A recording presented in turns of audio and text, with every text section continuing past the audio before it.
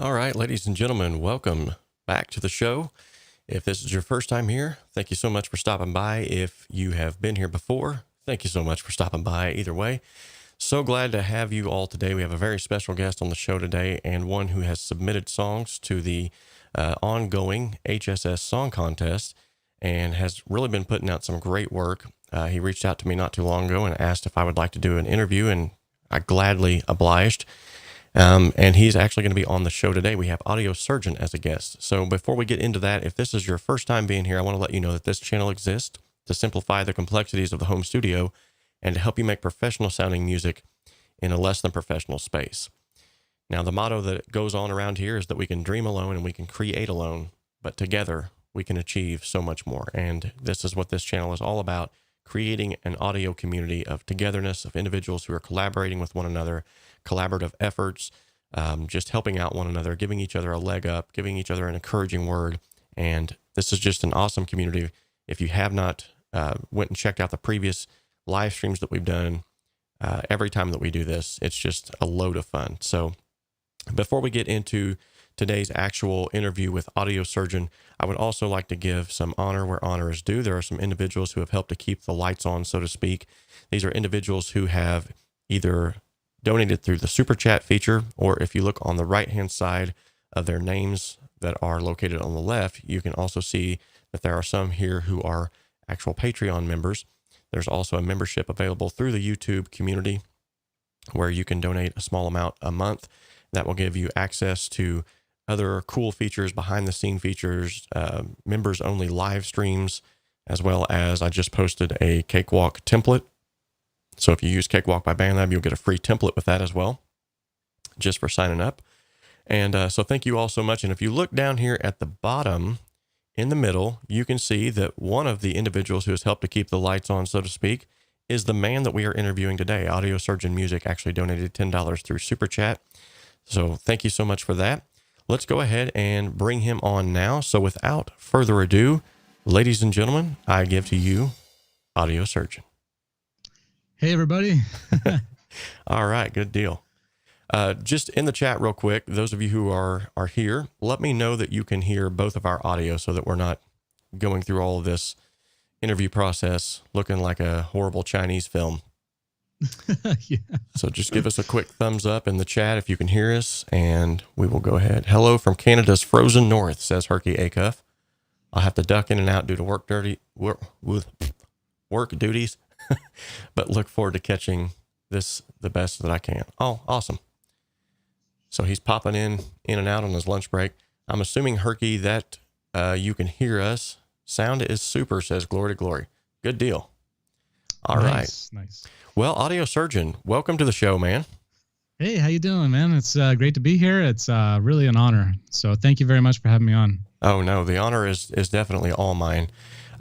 This is what this entire community is built upon, is getting to know individuals, collaborating with individuals, and in doing so, we find out more about ourselves by reaching out and finding more about others. And one of the things that immediately stood out to me, I'd not even heard of you or your whereabouts or anything until the song contest, and you had submitted one of the first songs, I believe, was in, I want to say it was the September edition, maybe, or maybe even before that. It was a while ago, yeah. Yeah. But either way, I listened to the song and immediately was like, wow. So I'm not too keen with keyboards or synths, but I love the sound of them. If you've hung around the channel very long, you know that one of my favorite bands growing up was Rush. Of course, Geddy Lee would play the bass and a synth at the same time. I don't know how in the world he did that, but wow. But with that being said, the synth has always been sort of an integral part of my life. And so when I heard your music being submitted, I was like, wow, that is really cool. And we also have some other synth lovers in the community. I know Mark George is one, Keith, he's definitely one. We've got a couple others I know that submit very synth heavy productions. And so when you reached out, I was like, absolutely. I definitely want to pick your brain, if nothing else, because I want to know more about you. I want to know more about synth production. I'm interested in all aspects of music, so I'd like to know more about that as well. So we're definitely going to touch on that. But before we even get to to any of that, let's get to know you a little bit better. So this Sure. pseudonym AudiosErgeon, where did this officially come from?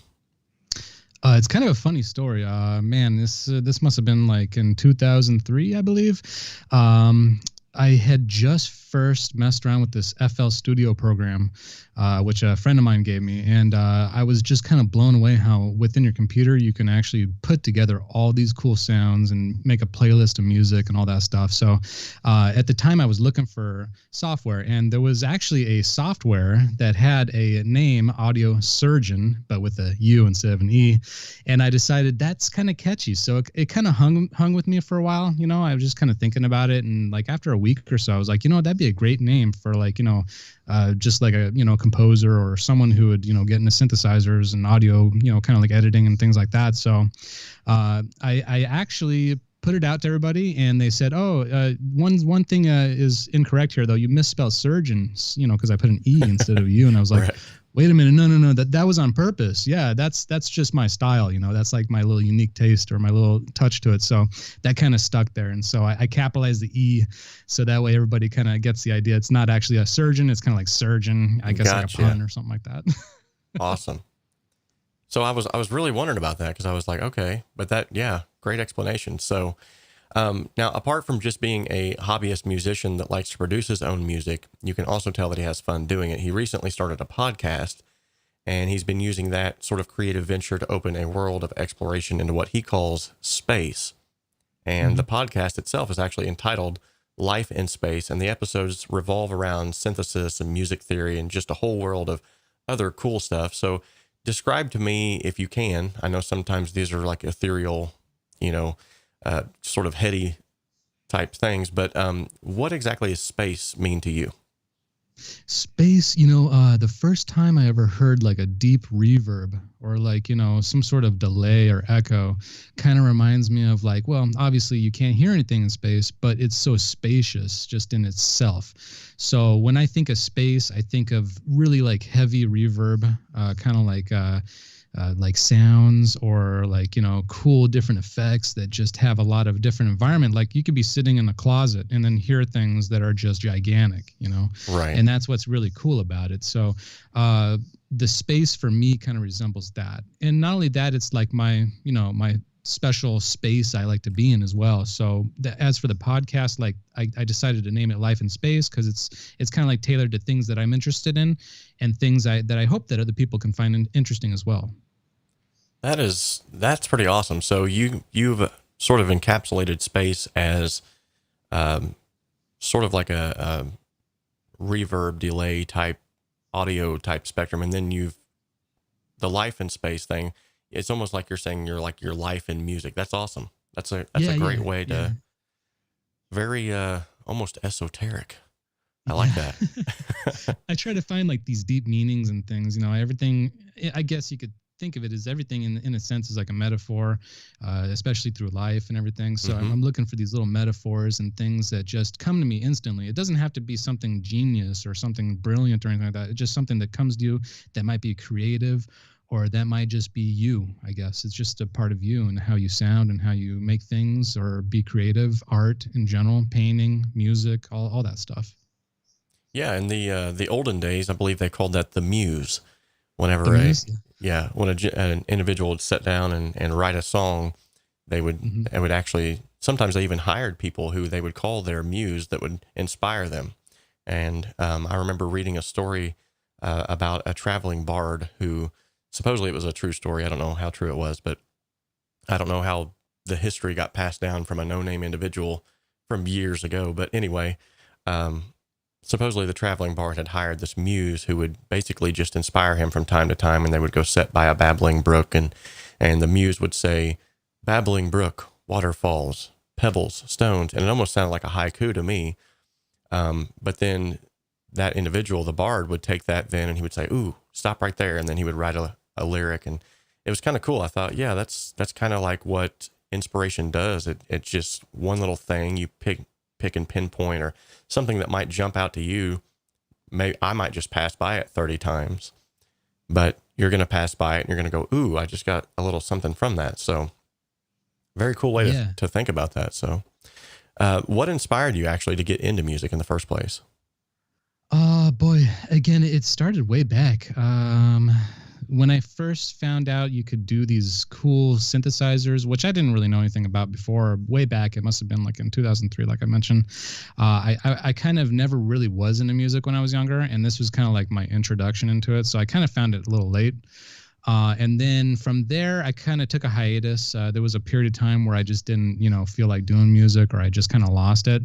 And then up until recently, about 2016, I think it is, my wife was telling me, hey, you should get back into it. Check out like some cool synthesizers or some things that might be of interest to me. So that's when I started getting into like the hardware synthesizers. The very first one that I got was a Mother 32. It was actually a 3-tier rack with 3 of them.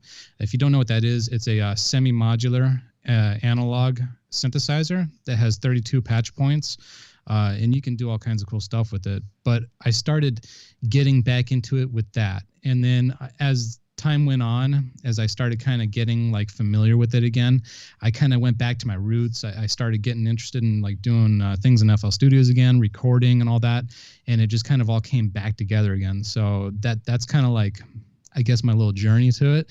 But as of now, it seems like I'm getting to that point where I actually learned a little bit about myself as a musician, not necessarily as a live musician, but more of as a composer. So I kind of see myself as like a composer when it comes to like creating things. I like to kind of like write things down in a playlist. I like to make sure that everything kind of like, makes sense. Sometimes if I'm just playing live or something like that, I get kind of like the timing is off or something doesn't sound right. Although I do enjoy doing it, but I would never be able to do it on stage. It's just something that I need to work on as well, as my artist persona and everything. So that actually, you kind of answered my next question, but maybe you could even delve a little bit deeper into it, because I don't know much about the whole synthesizer side of things, but I have seen them in action and they look absolutely amazing. It's like, when you see someone who is gifted with synthesizers, I'm thinking of a man named, I think it's Ian Bluestone. Mm-hmm. He did a workshop one time through Cakewalk, and just, it was like a kid in a candy store. Like, he was just doing all this, and he's like having so much fun. And I'm like, what is he doing? But it looks cool and it sounds great, So, so what does your creative process actually look like when you're writing a piece? I mean, how do you wrap your head around all of that? At first, it's very, very overwhelming. And the first bit of advice I would give anybody out there, though, before they jump into this, is that these things are incredibly, in the price range of maybe 1,000 plus. Oh, wow. So if you do ever get into it, go small and try it out before you buy it.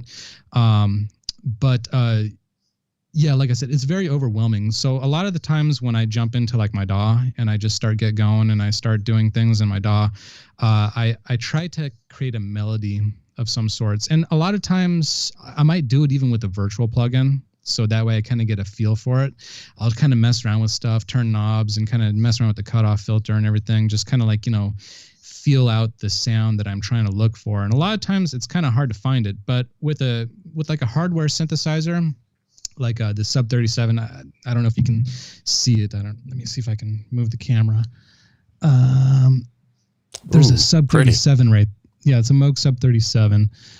Sometimes when I'm doing like a live thing, I will just kind of play around with like melodies and things. And when something kind of comes to me, like something that I'm like, okay, that's something I want to actually record, I'll go into the playlist and I'll actually record like the MIDI information, and then I'll fine tune it from there and then make an audio recording out of it. So it's kind of like a layering kind of effect. You kind of build, then layer, build, then layer. And usually a lot of times drums don't even come in until much later if they require it. But that's kind of how I do it. I kind of compose in a sense. It's not so much that I'm just kind of just riffing and doing it live and everything kind of goes together and everything. It takes a lot of like meditation, a lot of practice, and a lot of thinking in order to do it as well. Wow. Okay. So that brings up another question then. So synthesizers, I've noticed, sort of by nature, they almost have a percussive element to them. So like with my process, I usually start with the drums, or even going before that, maybe I'll sit down with my acoustic guitar and I'll get a song idea and I'll write the riff or maybe the melody. And then from there, I always am like, well, I need that bass line of, a drum track to go off of to get my tempo down to figure out what tempo the song is going to be. So you actually kind of work in reverse of that. Wow. Okay. I used to start with drums, but see, the problem I found with that, like, I guess it's just my finding, I guess. Maybe it just didn't work with me, but I found that a lot of my songs started kind of having like a techno-y vibe to it. And so it just kind of became like just this drum loop going over. And I'm like, well, that sounds cool. But then when I started layering things on top of it, well, it kind of takes away from the drums or this and that. So I had kind of like this battle of trying to make the two work together. And I find that sometimes by using empty space within your song, like sometimes even just some like spots where it's silent, or you're just kind of like, if you look at it, maybe like in a way of painting, you're kind of painting over like layers and stuff, but you don't want to paint everything. If you paint everything, it gets too muddy and it gets too messy. So you want to leave some open spaces for it to breathe. And I find that sometimes those songs really hit you a lot more than maybe something that's just kind of like coming at you too hard or something like that. But I notice when I do drums, I start coming in too hard and it just doesn't fit right. Maybe, I don't know. Maybe it's just the way I do things. I don't know. Wow. Okay. No, that's totally fine. And that's one of the beautiful things about music in general is just the fact that I think, well, for far too long, it seems like people have not so much anymore, thankfully, because of channels like this and Warren Hewitt's and others who've been kind of letting people know, like, it's okay to break the rules every once in a while. And so what you're saying is like, you totally thought outside of the box, broke the rules, quote unquote, so to speak, and just kind of did what worked for you. And the end result is obviously something much more pleasing to you. So yeah. And also like I tried to learn like, what you might call like classical piano and stuff like that. And I found it to kind of get in the way a little bit because now it was turning into like something that I'm trying to learn or force on myself. I know like some basic things like where middle C is, and then if you're going from A, B, C, D, D, E, F, G, or whatever, I kind of know where the placements are, and I've kind of memorized where the keys are. When you have like an octave and you go up an octave and all that, but that was something I kind of struggled with, was actually kind of learning how to play piano. So that kind of element, I guess, doesn't really apply in my music. I kind of like go with it, I guess. It's a weird way to explain it, but I just kind of like feel out what kind of, sounds good. I try not to use too many tricks. I know there's tricks on here that you can just play chords and stuff. Like for instance, if I'm playing horns, this is just a virtual instrument. Like I'm just playing chords and stuff. You could do that all day and you can make a beat to it and everybody can, jam out to that and stuff. But actually creating like a melody, now that's the hard thing to do. Creating something that is so unique that actually makes people like, wow, that's emotional. And they get kind of emotional about it. So that's something that I really try to work on when I'm doing my music. But as for actually playing piano, like, oh my God, I'm so lost when I'm like, someone's playing like a G minor or an A. I'm like, well, I have no idea what you're talking about. That sounds a lot like me with the guitar. I have no real background in music theory. I've never been professionally taught. I picked it up and started learning by ear. And my dad, of course, showed me Smoke on the Water, which is that's the song that everyone has to learn, Mm-hmm. That's your initiation, right? And from there, I was like, I don't want to just learn Smoke on the Water. And so he let me listen to one of his Rush albums. It was the 2112 album. And I was still on the fence about whether or not I wanted to play guitar or not. And I listened to the 2112 Overture, and it sold me. I spent the next month trying to learn that incredibly hard at the time. Dun, dun, dun, dun, dun, dun, dun, dun, dun, dun. And I was like, once I got it down, though, that sense of accomplishment of, wow. But the thing is, like when I play at our local assembly, our keyboardist is classically trained. She's got a doctorate in music, and she's like, she knows that I'm very willy-nilly. I play by ear and by feel. And so over the course of the years, she's gotten away from, we are actually playing in the key of G this time. We'll be playing in the third quarter seminote. Can you follow along? I'll be like, okay. Yeah. But then I find my way there, and I finally get there and I play along, and then she's kind of scratched her head something. She's like, but you were playing an octave down, but somehow it sounded right. Where did you, and I'm like, I'm honestly, I don't even know where you're at. I'm messing. So, Yeah. that, it sounds a lot, Improvising, right? it sounds a lot like you're sort of doing the similar thing. You're just having fun with it. Yeah, but there is a sense of accomplishment, like you're talking about. Like I was just playing. Boy, there's this theme from Forrest Gump. It's that piano theme, and I do test myself every once in a while. I actually say, Mm-hmm. okay, that sounds pretty simple. I might be able to get that down. So what I did is I try to hear it. I even got like a MIDI file, and this is kind of nice too if you want to train yourself. You can download MIDI files off the internet of like songs and whatnot, and put them into your playlist, and you can actually see which keys are being played. And then I can kind of guess, I can hear it and stuff. And so I actually did get it down. And when that happens, when I actually do hear it and it's like, that's the song, that's what I'm doing right now. Like that is mind blowing though. I mean, it's like, wow, I'm actually playing something that somebody else composed. And so that you're definitely right. That is a huge sense of accomplishment. And it actually kind of gives me that same feeling like when you're trying to put together a puzzle, you're trying to figure it out. And it's just like, oh, there's the missing piece right there, and it's almost like it's telling you how to play the song. It's just weird. I don't know. Do you ever get that? Man, that is an excellent analogy. Actually, I don't think I've ever been able to put into words quite so fluently. That is awesome. Yeah, I completely, like, as soon as you said it, I was like, yes, I know exactly what he's talking about. There's been times, like even here recently, I was working on a song with an individual we were collaborating with, and had no clue about where I was going to go with it or what I was going to do with it. And sort of just through the tinkering process of just, like you sort of said too, like a meditative process of just listening to the song, letting it speak to you, rather than going, okay, he's playing in a G minor, so that's in a Nashville number system, that would be a 5/4 to the. And instead of doing all that, I was just like, okay, I'm hearing this in my head. How can I make that come out on the fretboard? And then from there, the missing puzzle piece just kind of starts falling in your lap, and you're like, ooh, okay, this sounds great. This sounds great. And that's, I think, is what brings more excitement to me than anything, because I almost feel like if I had that knowledge of, music theory, like I was really in depth in that, it would almost, I think, be boring to me. Yeah, I kind of get that vibe too. I know I know exactly what you're saying. Like I would just be like, oh, I know exactly what to do and where to go and how to make this sound professional. Whereas if I'm kind of just discovering it, it's like every song is like a new territory, a new realm, a new discovery. So that's true. Yeah, that's exactly that's exactly how I was thinking about it.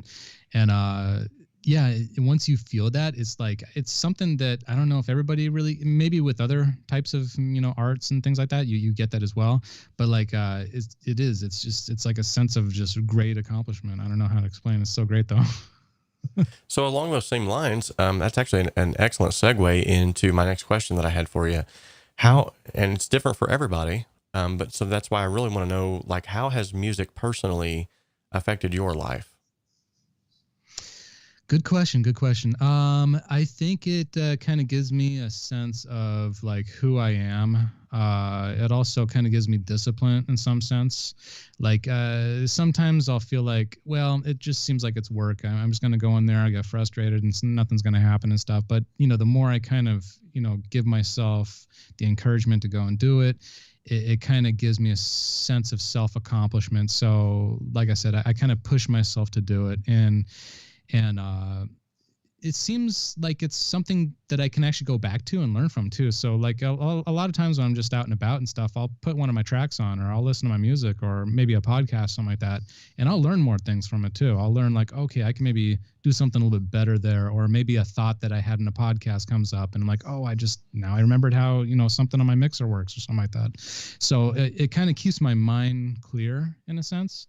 And it kind of makes me think.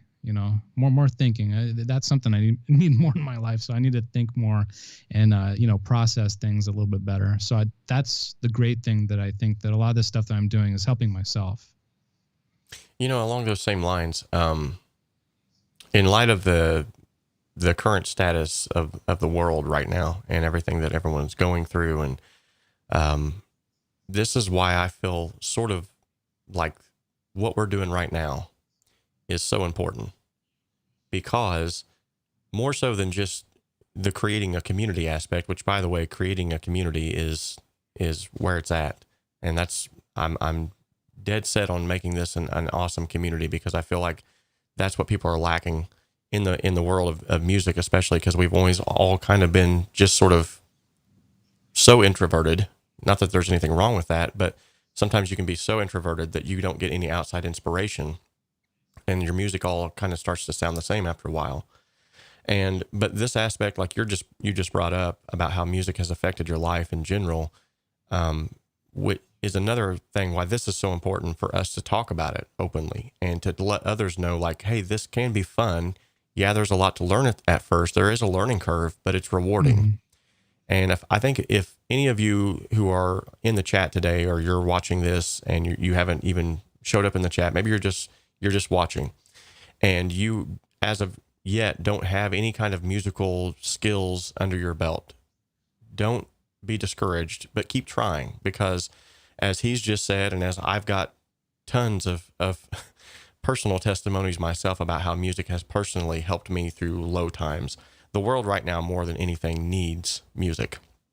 And so if you have an inclination to move in that direction, but you don't know where to start or how to get started, individuals like myself, individuals like AudiosErgeon, there's all kinds of people who are willing to help you get a leg up and to understand this, to wrap your head around it. And like you've just heard him say, and myself as well, like, you don't have to be classically trained. You don't have to know everything about it to jump into it and have fun with it. So excellent answers. Absolutely. Yes.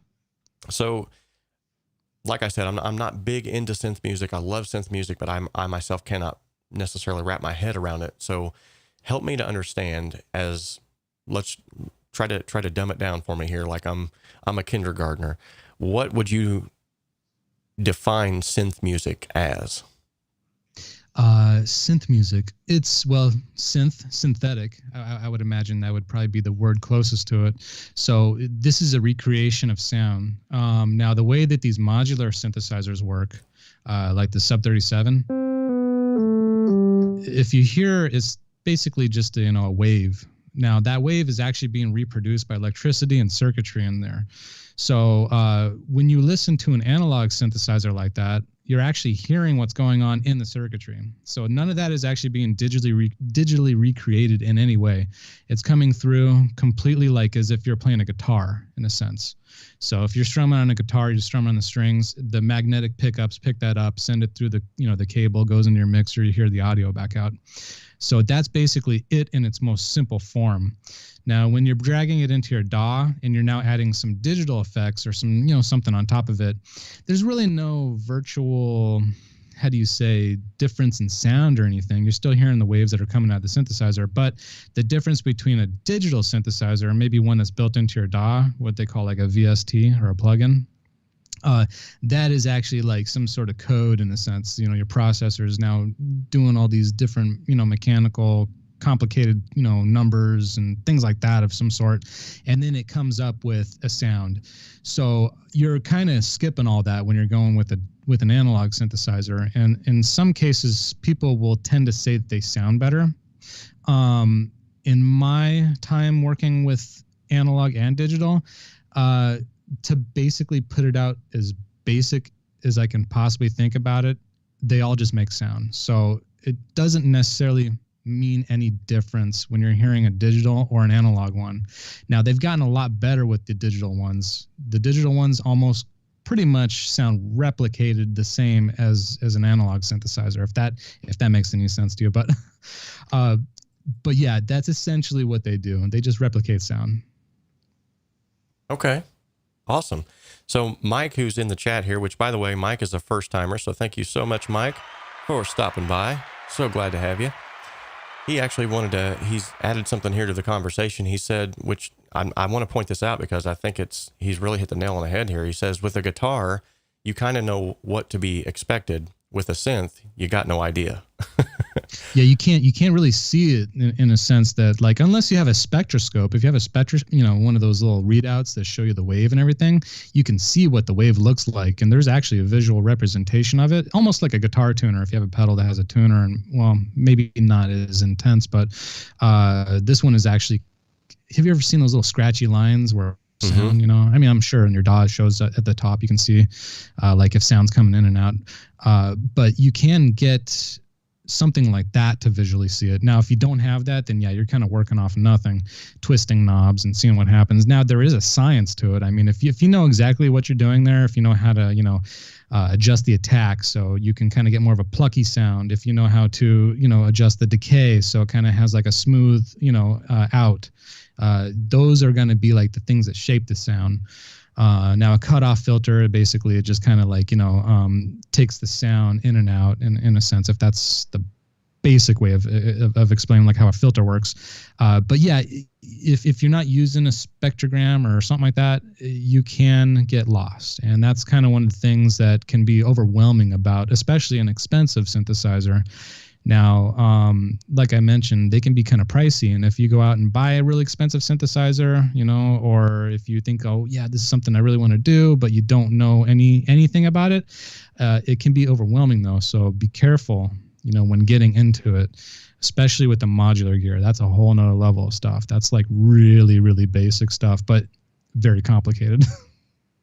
So along those same lines, then, what would be the best synthesizer, in your personal opinion, for someone who's just starting out and wants to get into synth music? Well, if you want to go real basic, now the best advice I would say for anybody that just wants to mess around with music in general, go out and get a DAW first. Because if you don't know how to operate a DAW, none of this is going to even make any difference to you, because you won't have any way of recording it. You won't have any way of manipulating it. You won't have any way of making sense of it, because, for instance, I have a Korg monologue. It's a smaller one. It's a monophonic synthesizer that plays only one note, and this would actually be kind of a good starter one. It ranges from about $299 to like $350, depends. And this is going to be probably your more low range synthesizer.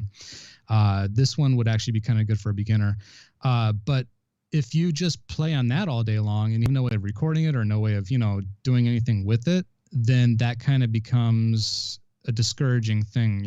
For instance, you can just plug headphones in it and just listen to this all day, something like that. So a DAW, even to learn how to do synthesis, FL Studios comes with a lot of really good plugins. There's a 3 oscillator synth that you can it's real basic and everything, and it gives you the idea of how you can take square waves and sine waves and triangle, sawtooth, or whatever they call them, and mix them so that way you can design a specific sound, because that's basically all they do. You're basically using these synthesizers to design a specific sound, and some of these sounds can be very monotone, and some of them can be very grand and very interesting. And with that, what's also great about a DAW, or if you do own like an effects pedal or something like that, that's also going to add even more enjoyment to it. I always say that a synthesizer's best friend is like reverb, delay, things like that. Makes it very, very interesting. So beginners, I would probably start off with a DAW, the most affordable one you can get, and mess around with the programs on there. That's probably the best advice, because some people might not even like it. It can, like I said, it can be discouraging, and you might not really be that into it. That's really, really good points that you just brought out. In fact, I know that I predominantly preach and teach Cakewalk by BandLab on this channel. However, in all fairness, I think pretty much every DAW on the market now at least comes with one VSTI instrument that has those aspects of synthesis in it, like he's just spoke of. In fact, in the chat just a minute ago, we had a couple of individuals that were talking about some free VSTI synth instruments that you can download as well. There's tons of these on the market. And like he just said, you don't have to go after, let's see, Scott KC2CAD says there's a virtual module Euro rack called the VCV rack, and it's free to download and use. Mike also said the Sub 37 with DFAM is nice. Yes. Which I don't think that one's free. No. Keith Lane is in the chat now too. He's an awesome synthesis composer as well.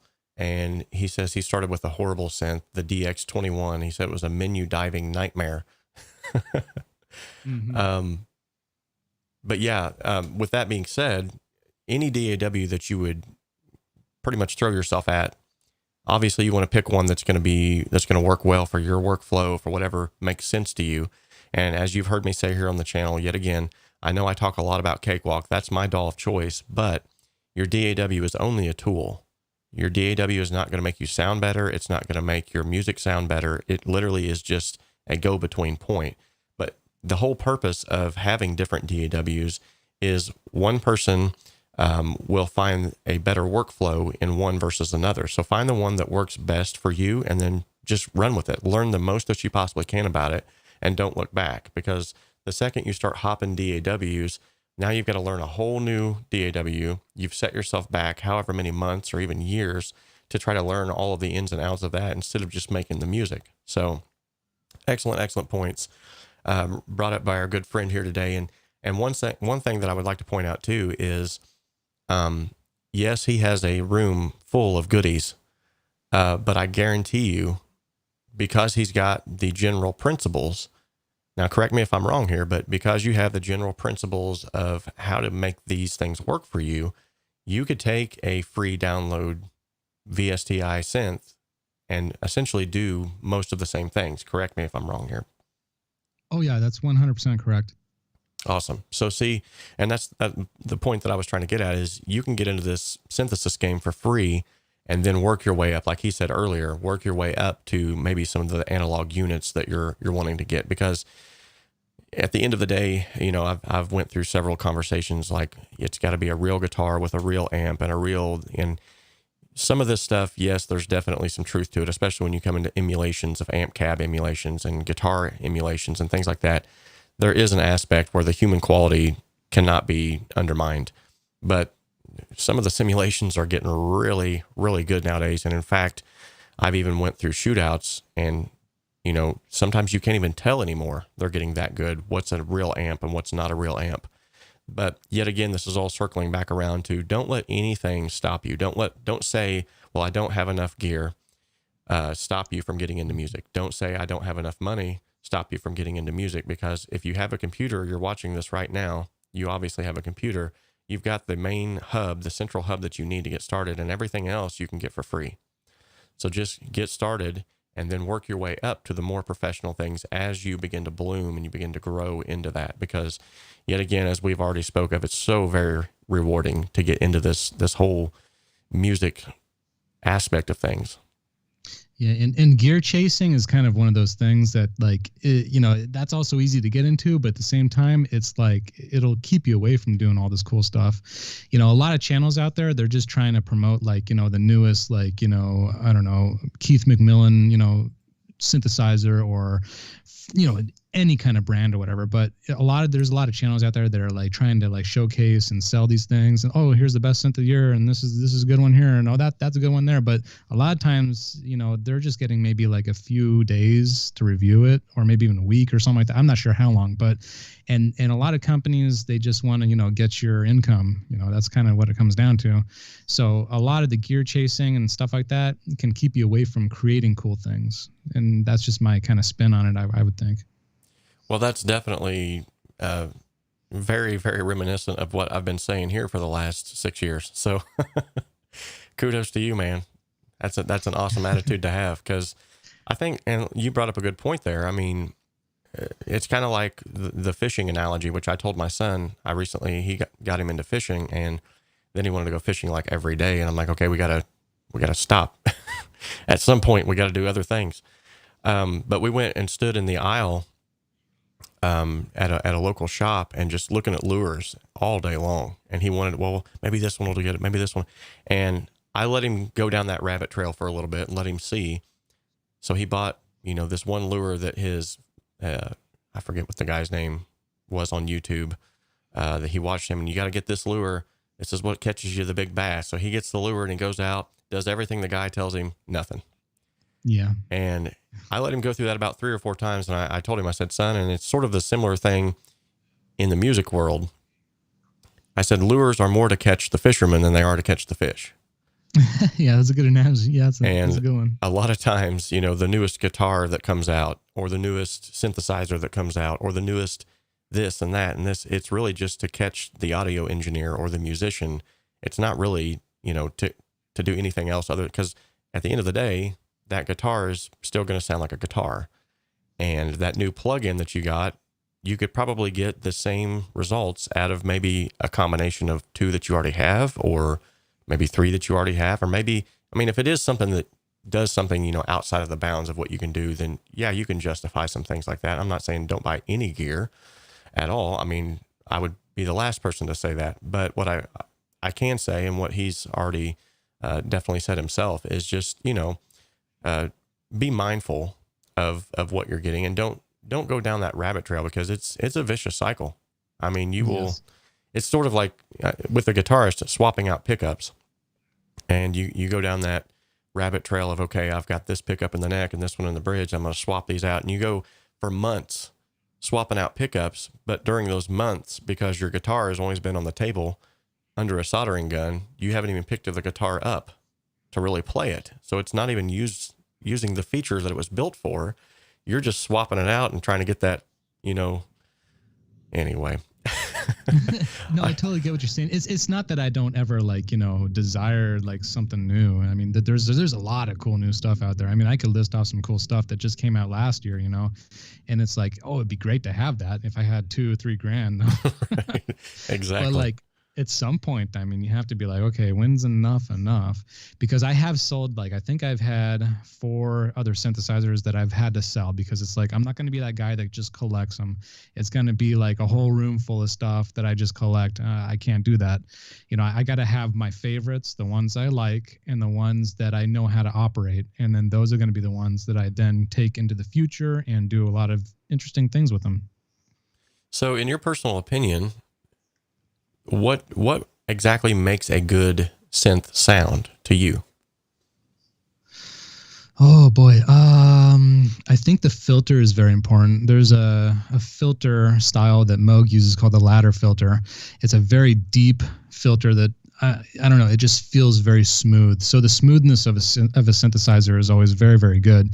Moog has always been very good about that, although their products are more expensive though. Those are hand built. Everything that Moog makes is 100% hand built. They don't actually factory make anything.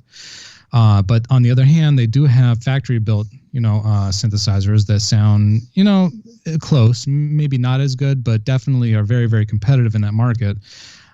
So what makes a good one though? Yeah, I guess the smoothness for me is very nice. I like how smooth Moog products are. The Korg is very nice too. I have a Korg monologue. It's more kind of like edgy, and it's more kind of like sharp sounding.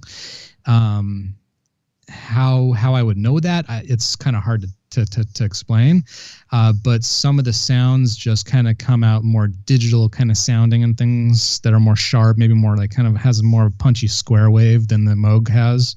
I know that there's been debates over like how the square wave sounds on a Moog than it does on like a different kind of synthesizer. So maybe the bass kind of sine wave that they use for it, I don't know, maybe makes a different characteristic for it.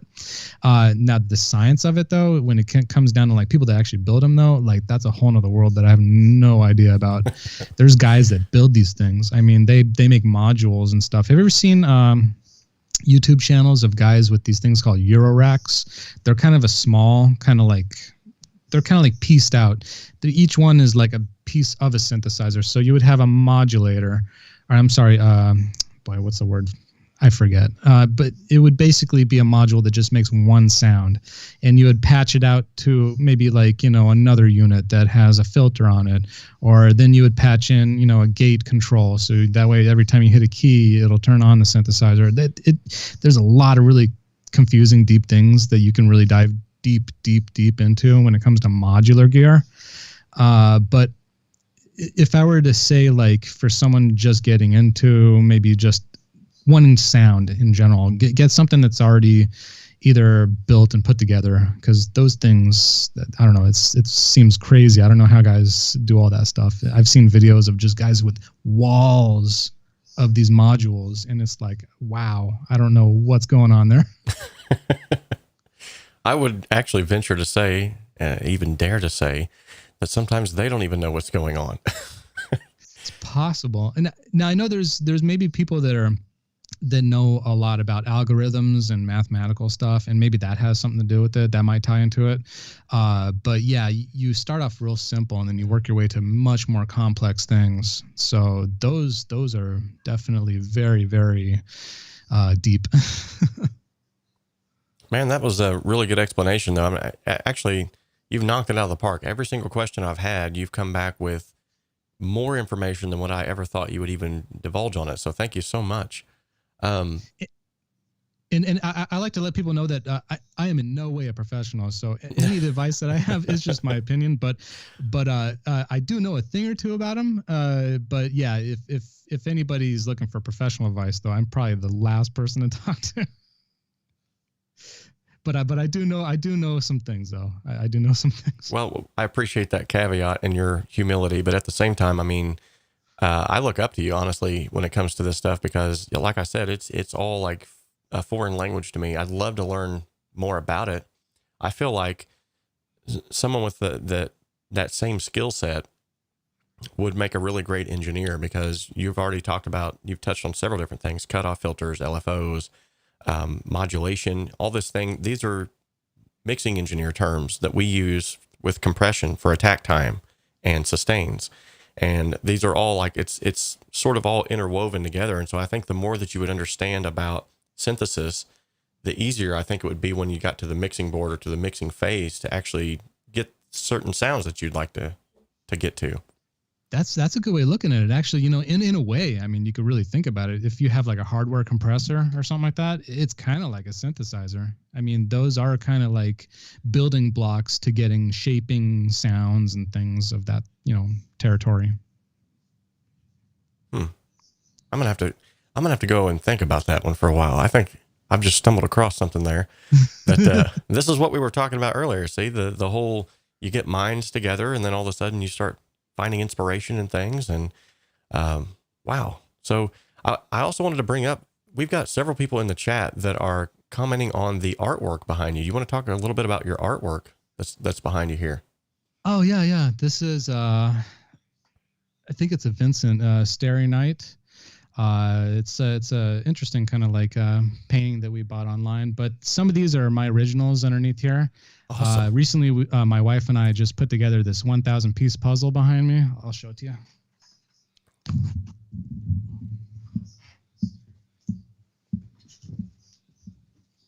Sweet.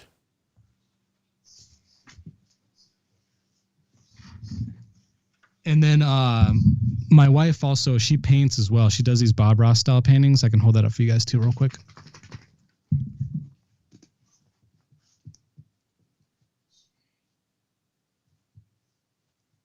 Oh, wow. Wow. Oops. Trying to figure out where to, there we go. That's better. Beautiful, man. Absolutely beautiful.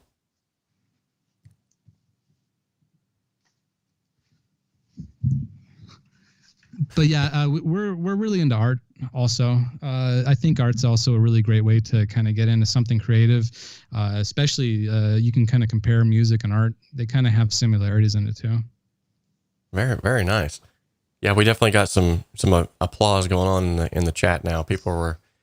We had a lot of people wondering about the artwork behind it. And I know Keith Lane, he said that's definitely not just off the shelf stuff I see back there. That looks like some original work. So yeah, this big one actually, it's hand painted too. The very top, I mean, this big one back here, and the ones below, I kind of do like this abstract stuff every once in a while. So it's kind of just something I put together. Very, very cool. See, I enjoy painting myself too. I don't do it a lot, but whenever I get into that where I want to do it, yet again, something very rewarding. I love to draw. I love poetry and writing, like anything pretty much that revolves around creativity. It just, I think it goes back to that thing I was talking about earlier about the world needing music. Actually, I think not only does it need music, I think it just needs a renaissance of creativity. I think just the world they've been stifled so much through materialism of go to work every day, hurry up, make some money, get a bigger house, bigger car, better this, better that. Me and my wife was talking about that today on the way to Columbus. And I told her, I said, I think people's just gotten away from like just stopping and pausing for a moment and looking off into the woods and going, wow, that's beautiful. Instead, it's like, I got to hurry up and get to my next job. I got to hurry up and get to this next appointment. I got to make this money. I got to do this. And if people would just stop for a minute and just, I'm going to paint. I think the stress levels of America, or even all over the world, I think would just be, I can breathe, So there's so many therapeutic properties to all of this. Yeah, 100% correct. That's how I feel about it too. Yeah, it's just things getting so out of hand, especially in the world. So sometimes it's nice just to find a quiet place and do something, that's nice, like art, or the one thing I kind of want to work on now is kind of like writing things. I've been writing in a book, just ideas and things that I've been thinking about. Trying to create like maybe some stories or something like that, and that might also kind of play into some of my music later on as well. But yeah, it's also really nice to just talk in general. I also do these podcasts, and I got this RE320, which is really nice. It's kind of cool to just talk, and it feels like it's like a therapeutic kind of thing that I can just do every now and then, where I can just get things off my chest, or I could just get an idea that I had, or something that I wanted to do with music or something, maybe just talk about it for a little bit. And so those kind of things I find just are, incredibly rewarding as well. And then, if people go online, they can check them out and they can listen to it and they can relate to it. That's even cooler, just like the one you're doing right now, the Home Studio Simplified podcast. It's really cool. The last one you did was really, really nice too. I like that one you did on, what was it? Depression and musicians. Oh yeah. That was really deep. I appreciate that. That's something that, for whatever reason, has really been on my mind a lot lately. And I know over the past couple of years, 3 or 4 years especially, we've lost a lot of people, not just like personal friends or family members or anything like that. But I mean, when we look back over, the music industry, we've lost people even in the music industry here lately to suicide. And there's huge fits of depression that's just all over the faces of some of these people. And I think that's one of the things that I feel like here lately is I'm wanting to sort of expand the boundaries of what Home Studio Simplified is. Yes, it's a teaching avenue. It's to help people get better sounding music, but I also would like to create sort of a place where you can come, like a safe space where you can be encouraged, and a place where you can come and just clear your mind and find people who are relatable. And which that actually brings me to a point. If there's anybody in the chat who would like to know how to get a hold of AudiosErgeon, maybe you would like to work with him, collaborate with him, talk with him more about this kind of stuff, I do have links in the description of the video to his website and to the Soundcloud that he has, where you can go and listen to the podcast and his music. Definitely want to check him out. He's got a ton of cool stuff out there. In fact, every one of his submissions has been just top notch. So Keith Lane says, late guys have to go get the coffee. By the way, this you knew I was going to get to it. This podcast is not sponsored by, but brought to you by coffee. Oh, yeah. My coffee today, personally, I'm drinking Starbucks Sumatra blend. And AudiosErgeon, what is it that is brewing up in your cup? I actually have the bag here. Nice. And I was thinking it'd be kind of a little cool thing if you ever have anybody like on the show or anything, they could show you like what kind of coffee, like a bag or something like that. This one is Jose's Organic. It's a, let me see, Mayan blend. It's really nice and very strong. That's what I need. I need some more of that in my life right now. I like to take the beans and grind them. Oh man! Ooh, and then you put them in a little grinder, and the smell is just so good. And then I brew a whole pot of this stuff. You are talking my language, brother. Yeah, this is a medium dark roast. Nice. Have you ever done like espresso, like in a machine? Yeah. Before? Yeah. Yeah, that one gets you wired too.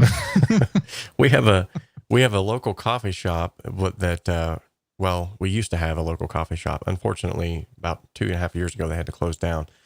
But she had something that first time I'd ever tried it. And I was like, well, what is this? And it was called an Americano. Have you ever had an Americano? I've heard of it. Yeah. So essentially it's basically a shot of espresso, extra strong coffee, no cream, no sugar.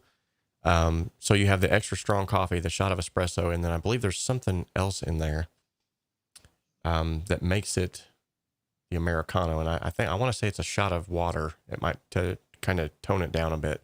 But basically, coffee had not done that to me in a long time.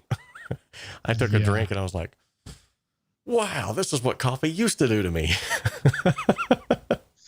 That's true. Sometimes I get that when I get like just a regular cup of Starbucks, you know. Sometimes I just get the black Starbucks, and if I have that whole cup, it's like, wow, I feel actually the energy you're supposed to get out of this. That is true. And some places, I don't know, like if you go to these Circle K's or wherever gas stations or whatever, sometimes it almost seems like the coffee is kind of like maybe they add something to it, maybe a little too much caffeine or something like that. Because I noticed it's been very, very strong lately, but not in the sense like you're talking, like it's like almost like whoa, man, I'm kind of dizzy, you know, if you know what I'm talking about. Yeah. And see, I think part of that too is maybe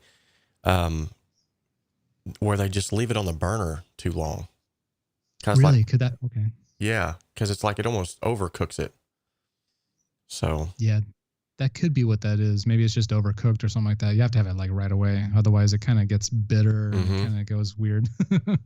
Which that actually, you know, I got to tell you about this. There's a product that, and yet again, not sponsored, not plugging nothing here. Just love coffee, and he's getting me excited now. There's a product. There's a product out there called the AeroPress. Have you ever heard of this? No. Oh my goodness. So if it wasn't in the other room, I'd run and go get it. But basically it's like a cylindrical tube about yay big. And on the bottom of it, it has a plastic sort of like screen mesh type filter that you unscrew. And it has a little circular filter, like a rice paper filter you put in the bottom of that. And then you screw that back on top of that. You put your coffee in that tube, and then it has like a plunger that you pour your hot water into that and put that on top of your cup. And then you just push the plunger down, and it's like instantly fresh. It's almost like drinking from a coffee press. But it introduces air into it. So at the very last push, you get almost like this frothy. It's amazing. You got to try this. That's nice. Yeah. And the cool thing is too, you can actually take and store coffee in that and put the plunger down, and then just like take it with you anywhere. And as long as you've got access to hot water, like good hot water, you can just put that in there and you're good to go. So nice. That sounds cool. I think I've seen things like that. I just never used them before. Bop Studios says a coffee bong ? Okay. Oh man. Starbucks is too bitter for me, he says. Glory to glory to glory. Hey, good seeing you in the chat, by the way. Micah's here. Says they overcook it. Randall Hibbard says, yes, it was hot water. He was actually a barista at one time. So that's what goes into to making the Americana. Okay. Good deal. Bop Studio says, I'm just messing. No, I totally get it, brother. It's all right. So, in the chat, while we have him here, I don't want to take up too much more of his time. Does anybody have any questions personally for AudiosErgeon? And then I can relay those to him. But until then, I also wanted to talk about very quickly. He's just brought up this whole coffee thing, and it's got me thinking about this. So I think he's on to something here. I think we're going to start going forward from today's podcast. I'm going to start mentioning, not as like a sponsorship or promotional type thing like that, but I'm just going to start mentioning this is what coffee I'm drinking today, because I drink a wide variety of coffees. I'm a coffee connoisseur, if you'd like to call it that. And then I think every time I have a guest on, that's going to be another question I add in there, like, what's your favorite coffee? And then the second that they say, well, I don't drink coffee, I'll just cut them. And then, no, I'm just kidding. You can't be here. You don't drink coffee.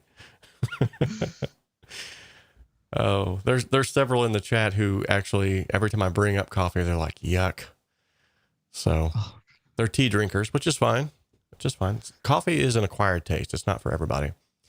I got to ask you though. So when you go into Starbucks, because I want to see what kind of reaction that you get when you go into Starbucks and you ask for a black coffee, what reaction do you get from that? It doesn't seem to get too much of a reaction. I mean, usually people are buying those frappuccinos and things, and I don't know. I'm not really into that, but yeah, like most time I don't have any too much reaction.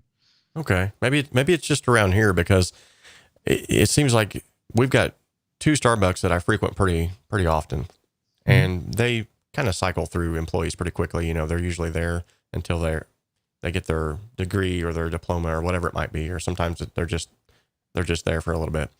But it seems like every time I go up to the counter and I'll tell them I'd like a black coffee, they just give me like this deer in the headlight look. Like, wait a minute, that's it? That's all I got to do is pour coffee? And I've had them before. Like, do you want room for cream, sugar? Would you like? And I'm like, no, just a black coffee. And like this one, there was a young lady who was helping me, and she said, "Sir, I think this is the first time in over 3 years that I've worked here that anyone has ever came up to the counter and ordered just a coffee." Wow. She was like, "This is going to be my easiest make ever." She goes and just, that's it. You're done. Yeah. No, you kind of expect that. You know, sometimes when I go up there, I do think like, oh, okay, I'm just gonna get a regular coffee, you know. But yeah, a lot of times I don't get too much reaction. But I see what you're saying because, like, yeah, they have to go through like a whole training process, don't they, just to make all those different drinks and stuff. It's like crazy. There's so many different kinds they do. So I currently am not seeing any questions for AudiosErgeon as of yet. However, I see a lot of comments about coffee. We've started a whole nother Herky Acuff. He's our fellow Canadian. He says coffee is already a flavor, so I just have it black. No cream, no sugar, no syrups, etc. That's what I'm talking about. Mm-hmm. And you know, it seems like too, I actually just stumbled across a company not too long ago. A buddy of mine got me some coffee for my birthday. This has been a year ago, I believe it was, from a company called Onyx Coffee Labs. And I think I've heard of them. Oh my goodness. He gave me a strain of their coffee, which they order it from all kinds of different places. It's supposed to be all whole bean, organic, you know, never touched pesticides or anything like that. So I was like, already I'm liking it. But then he got me the geometry blend, and it's sort of like their most well-rounded. It's got like some fruity undertones, a little bit of like a chocolate undertone, not like overpowering. But the thing is, I make my coffee very strong. I mean, I love strong coffee. I want to taste it. I want to feel it in my bones. And I made this coffee as strong as I possibly could, and there was no bitterness whatsoever. Nice. And I was just like, how did they do that?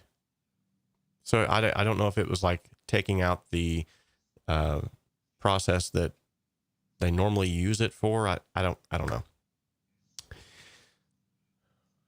Okay, here we go. We got Go ahead. Glory to Glory says, what guys makes you inspired as musicians? Like to know. I'm an oil painter myself, by the way. So who inspires you is what he's asking. Who inspires me? Mm-hmm. There's a lot of different people that inspire me. You know, my wife also inspires me to go and do things as well. Sometimes I'll not be in the mood to do something, but then she's like, "Oh no, go do something, make a song or something like that." So I'll kind of get inspiration through like, you know, her spirit and everything. And let me see, just different, like, man, I haven't really listened to like music in general like in a while. I guess like different bands and things that would inspire me. I don't know, man. I mean, I used to listen to Coldplay a long time ago. That was kind of interesting. They have some kind of like deep, well, they used to, their music used to be kind of deep back in the day. What else? There's a friend of mine, Mr. Basic. He's got a YouTube channel out there that we do this show called Modular Bay. There's some things that he does that kind of inspire me to do, like, you know, shows with him and like, you know, podcasts of my own. We'll do like shows on there, and that kind of inspires me to do something different. Like I remember I was going to do a website, and he actually put one together, and I saw how easy it was, so I did a website. So like there's just a lot of different influences out there that I kind of like see on YouTube that actually kind of inspire me as well, including your channel as well. I remember the first time I actually think I met you was on a Sweetwater live stream, I believe it was. Sweetwater did like this live stream. Yeah. Because they didn't do it in person. Mm-hmm. And I asked you a question. I just said it out, I guess, out in the chat room. I said, would doing a podcast be kind of a good way to not advertise, but to kind of get your you know, your music out there, or to get your ideas out there and stuff? And he said, absolutely. And then I saw you with that comment there, and then I think you asked if you wanted to like collaborate and stuff. So I checked out your channel and I watched all your stuff, and I thought it was really cool. So you've also actually inspired me as well. So Oh, wow. so yeah, definitely. Well, wow. I'm humbled by that, man. That's awesome. I do remember, now that you say that, yes, I do remember that because they were doing the Gear Fest live stream, and I talked to my wife about it, and I was like, because it was the first Gear Fest I was actually going to be able to go to physically in person, and it's the one that got shut down. And I was like, oh, Yeah. I was going to get to go mingle with people. And then, Go ahead. I'm sorry. it would have lasted like maybe 30 minutes, and I would have retracted into my hotel room and been like, must assess what was done and what was said. But I remember when they said they was going to do it live, I was like, wow, that's even better. I can sit down and drink some coffee and not have to bump into people. I'll be able to hear the presentations. So I actually did the live stream on my channel as well, even with fear of copyright infringement. And luckily they didn't play any music, so it really didn't touch into that. But it was really cool to be able to watch it together with other individuals in the community. And I remember that question now, and there was a couple of other people who actually would ask that question too, because I think they were covering podcasting and music submission and getting your name out there and getting your music out there. So yeah, True. very, very cool. But yeah, people in general, I guess, inspire me. To be specific, like not too many celebrities really inspire me anymore necessarily, but real people in general, I guess I could say. And I did actually get a chance to go to Sweetwater. It was around October, the end of October. I went to go see the Bob Ross experience. I was actually at their opening ceremony in Muncie, Indiana, and I stopped by Sweetwater.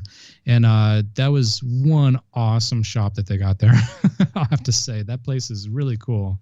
So that was a lot of cool. It was really fun to go there and check it out. You know, I almost, right before, it's been about 3 or 4 months ago, I almost had a job there. Oh, really? During that live stream, I was like, man, I want to work for these people. And then I got the call and I got the phone interview set up. And at that time, I looked at my wife and had stars in my eyes. And I was like, I could go work for Sweetwater. And she was like, and we could not pay our bills. And I was like, yeah, you're right. So I ended up reluctantly turning that down. But at the same time, it was what was best for our family. We actually live in Seymour, which is about an hour and 45 minutes away. Oh, okay. So I would have had to drive quite a bit to work. Yeah. Unless we moved, which we're not prepared to do that at this point in time. But that's cool that you actually got to go, though. That's definitely on my bucket list, so to speak, is something I want to do. I want to go, and I'd actually like to see if they just give me a factory tour. I think that would be awesome. I'd love to see how everything gets packaged and shipped as quickly as it does, because it's just amazing how it can end up on my doorstep in a matter of days. Yeah, that's true. Yeah, every time I order from there, and I'm actually kind of far. I'm actually down in the West Coast. I'm in Arizona. So like I'll order something, and before the week is up, it's already at my door. Yeah, so how do they do that? A pretty good job. It's crazy. I don't know. Well, I do know a few things about transportation and stuff. There is a big FedEx hub in Indianapolis, so they must have like a deal with those guys, because I think FedEx is like their main carrier for their products. So they probably hit up that big airport there, and so they probably air freight it out. That's what I think. Yeah, that would. But you're pretty close. So it's. I'm not sure. I mean, I guess FedEx might deliver it still. Maybe. I'm sure. Yeah, I'm pretty sure FedEx would still deliver yours. Yours is probably a lot quicker though. But yeah, they do have a main hub, and it's like the biggest one I think in this country. So yeah. Wow. So yeah, that would definitely explain how they. Okay. I thought there was some kind of magic going on or something. They're actually in a pretty good location for being where they are. Yeah. Surprisingly, it's pretty interesting. And did you hear the story about how it was started? There actually is like a little thing there. It tells you about the guy who used to have a recording studio in his VW, and he would just go around and like do like portable recording and stuff like that. And then that's how they started the company, I guess. It's actually kind of interesting. Is that not cool? Yeah, that's cool. The first time I listened to that was actually during that live stream. Oh, ladies and gentlemen, thank you so much. We got Glory to Glory to Glory has donated through the use of the super sticker. $20. Oh my goodness. Thank you so much. Nice. Awesome. That scared me. I forgot that I actually put that where the sound would come through when I got a super chat. I got scared for a second. I was like, I didn't push that button. What's going on here? Thank you so much. Glory to glory to glory. And every time I say that, I feel like I'm getting tongue tied here. Yeah. Bob Studios actually has a good question for you here. He says, let me know if I'm overextending you too. I don't want to keep you on here all day. So if you have something to do, please let me know. He says, do you run multiple MIDI keyboards through an outboard sequencer outside of your DAW? He says, I like to run analog outs to a DAW for the old gear. Yeah. What I have, my output. Okay. So I have my main keyboard, which is a complete, it's like an MK2, I think. I'm not sure. But I usually use my MIDI keyboard through FL Studios. And then through FL Studios, I have a kind of like an external MIDI device. They call it like an iConnect MIDI Plus. It's got a 4-channel MIDI output. And so what I'll do is with this keyboard, I'll send outputs to all my equipment. So I'll have one going to the first mother 32, the second and the third mother 32. I'll have one going to my sub 37, and then my Korg monologue, since there's not an output for that one, I actually have it running through USB, and that's actually kind of a nice thing that, you know, some of these synthesizers actually have USB connectivity now, so you don't even have to really run MIDI through it. But if you do connect like what they call a MIDI DIN, it's like a 5-pin MIDI cable. I would use like an external box for it, so that way I can have all my channels laid out in my DAW, and then I can just basically easily just select whichever instrument that I want to control. So that way everything kind of just, it flows better for me. Like if I actually sidechain them, there's a way to do it. So basically if you sidechain them, you would have a MIDI cable going out from your main keyboard, maybe into like a drum machine. And then you would through that out to like maybe your sub 37 and through that out to like maybe like another instrument or something like that. But then I think you have to like modify some settings in order to make them work together.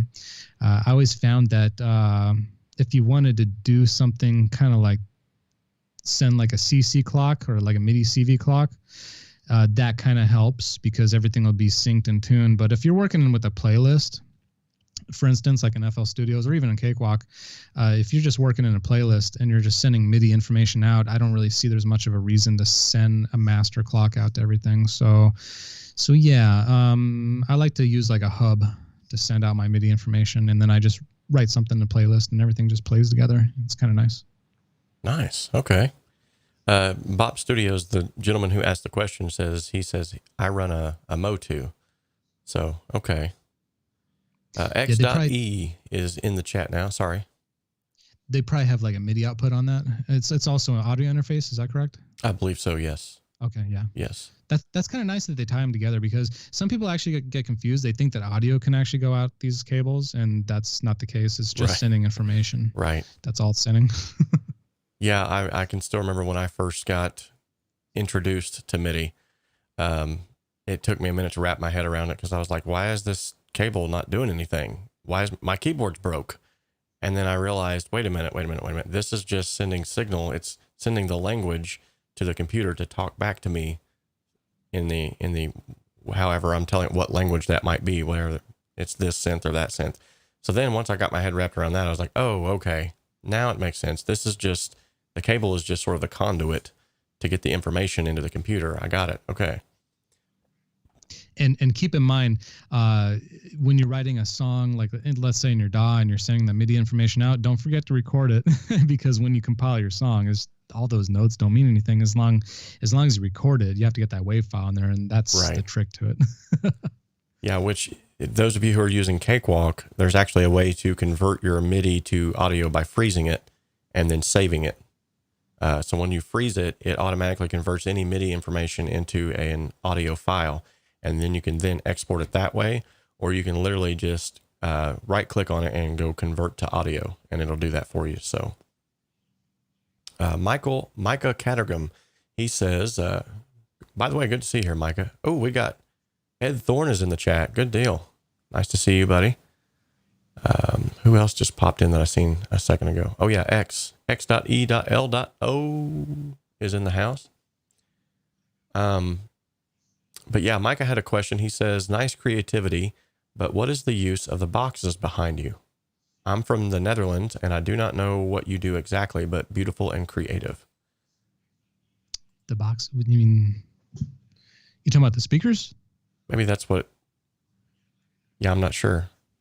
I think what you're seeing, Micah, is his speakers that he's got back there. Oh yeah, actually, you know what's kind of interesting? I was talking about this on a podcast. You know how like studio monitors, they can go into like thousands and thousands and thousands of dollars. I was talking about loudspeakers, and these actually back here are two Alesis. They're like 15-inch loudspeakers. I believe they run at 2,000 watt.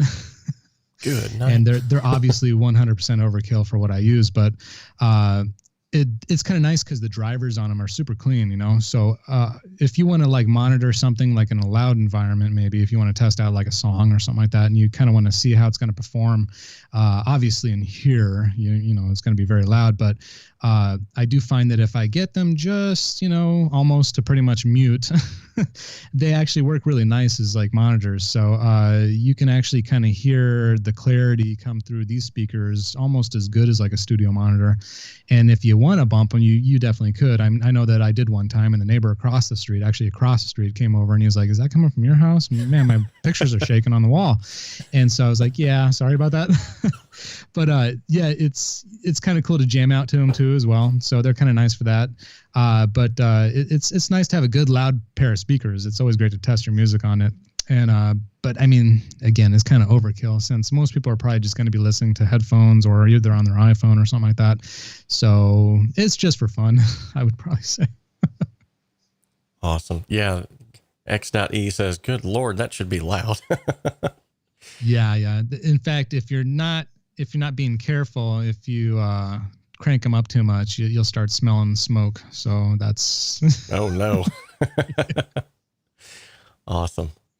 Well, man, I sincerely appreciate you coming on and sharing your knowledge and just sharing your spirit, your attitude with us. Sincerely, an awesome guy. I really had a lot of fun today, and I look forward to doing some more stuff like this in the future. In fact, if you have any projects that you're working on in the future, hit me up, and if nothing else, we can get on here and discuss the projects together, and maybe you could get on here and help. If in some way, shape, or form I could help to promote those projects, I'd be more than happy to do so. So I absolutely a big fan of your work, of your music in general. Love your artwork as well. And thank you. Looking forward to seeing more of you around here. And so for those of you who are in the chat, we are going to go ahead and let him get back to his day. And then we'll just tie up a few loose ends here on the show before we shut her down today. But thank you so much for coming on, and look forward to talking to you more in the near future, man. Thank you. And it's like I said, it's been an honor to be on here. It's really cool talking to you. It's nice to actually get to meet you in person. So it's honestly a whole lot of fun. So all this stuff is just so much fun to do and hang out with the guys that really are into music production and doing all kinds of cool things. So I just want to say for everybody to stay creative. That's kind of my thing, I guess. Everybody Awesome. Stay creative and stay inspired. Awesome. So guys, if you want to get a hold of him, I have included links in the description of this video for you to get a hold of him through his podcast, as well as the SoundCloud page, as well as his website. So if you guys want to get a hold of him, he's all over the internet right now. And also, if you want to listen to his most recent submission to the song contest, that's still up. The video is still up. You can go back and check that out. There's a couple of different submissions that he's already put in previous times as well. Go and check that out. Like I said, you will be pleasantly surprised by the music that he's creating over there. It's really some good stuff. So I'm going to go ahead and let him go now, and then we're going to go into the next portion of the show. But thank you so much once again for stopping by, man. Thank you. Thank you again. Thank you.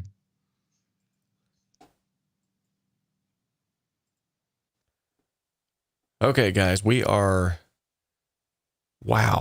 that was really cool. Cannot thank him enough for coming on here. And in fact, I was blown away by the sheer amount of information that just got shared. I mean, I knew a little bit about synthesizers, but not anything like what he just touched on. So thank you guys also for your just willingness to jump in and ask questions too. I know sometimes when you do these things, it's kind of weird on your end. Like you feel like maybe you're just supposed to be a watcher, but if you've been around the channel for very long, you know that that's definitely not the case. I encourage everyone to really jump on and to, there we go. I encourage everyone to jump on and to ask questions and to get involved. So if you got something from this today, leave that in the chat section right now. What was your key takeaway? What was something that you learned today that you're going to be taking away from this? I know personally, I just learned a lot more about synthesis. I learned a lot more about audio engineering and synthesis in general, and I've got to explore those two topics. I really think that there's something there. So AudiosErgeon, he's in the chat now. Man, this guy is all over the place. This was so much fun. Thank you for the awesome talk, and thank you everyone in the chat. Awesome. No, thank you, buddy. Like I said, greatly appreciate it. Guys, yet again, go and hit him up. He also does have a YouTube channel. Go and check that out as well. There's some other individuals here in the chat who have YouTube channels as well. Ed Thorne has an amazing YouTube channel. X.E has another amazing YouTube channel. He's helping folks out with Cakewalk, much like I am, only more on the beat side of things, which is an area where I'm currently not up to snuff. So if you want to know more about that, definitely hit him up. Obviously, this is a great community, so I already know that you guys are going to help support one another. Bob Studio says, sometimes I feel I should not ask too much, but it's cool and feeling better about asking. Yeah, go for it, man. You could never have too many questions. That's what I love, that interaction. And even if you think it's a stupid question, ask it anyway, because there are no stupid questions. And so I definitely encourage you guys to do that. And by the way, I'm going to give a quick plug to Ed. He didn't ask me to do this, and he may not even know that I'm going to do this. I hope that I can do this, but he's actually releasing a song tomorrow, Bright Lights. I want you guys to go and to check that out. I wish I don't have a link right now in front of me to the Spotify playlist that is going to be a part of, but if you go and you check out his Instagram feed, you'll definitely see that he has the ability there. I believe it's in his bio link. Go and check that out. It's also on his YouTube channel. He's just released several videos about that. So definitely want to check it out. He's actually let me listen to it beforehand, before it's been released, to sort of get my take on it. And I'm telling you guys, the song is amazing. You're going to love it. So, all right. Thank you all so much for being on the channel today.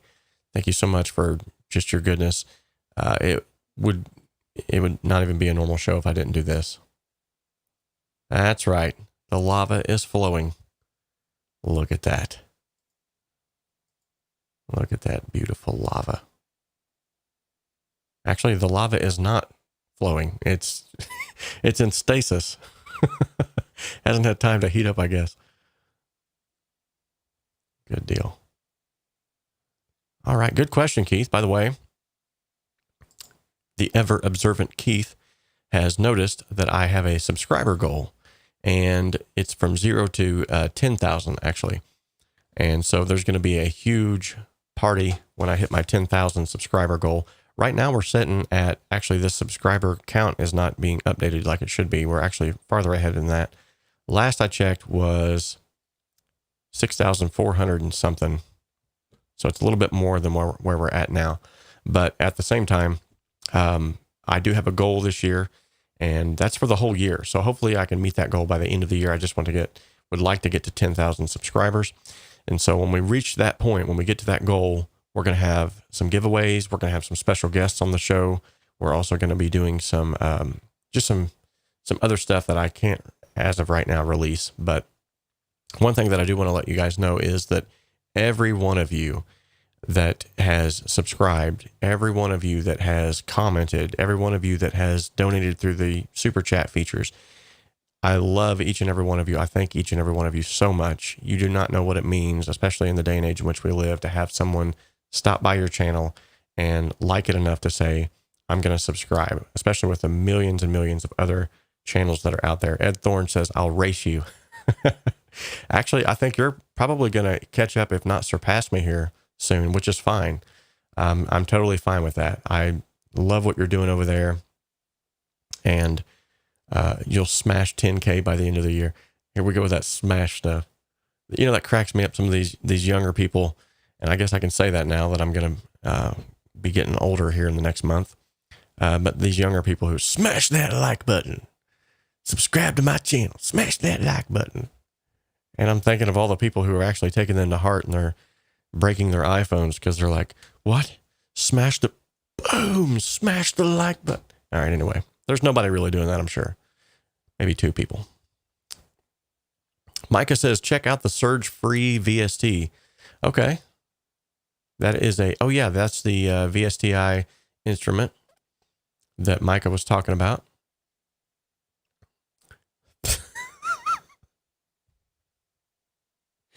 Keith. Oh my goodness. This is why you're banned from 5 different countries right now, Keith. No, if I reach 10,000 subscribers, I will still not add naked women to the Wheel of Awesomeness. Good night. Which brings up a good point. We have yet to spin the wheel. So I'm going to go ahead and get that ready. I mean, if that's okay with you guys. Is anybody okay with me spinning the wheel or no? Because I know this whole wheel thing, you know. Yep. Awesome. Let me open up the old wheel spinner here.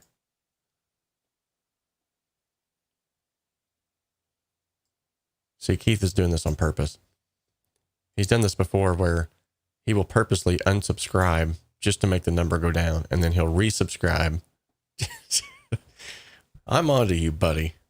All right, ladies and gentlemen, I'm going to turn this over to Casey Kasem, who's going to bring us into the Wheel of Awesomeness. Casey, go ahead and take it away.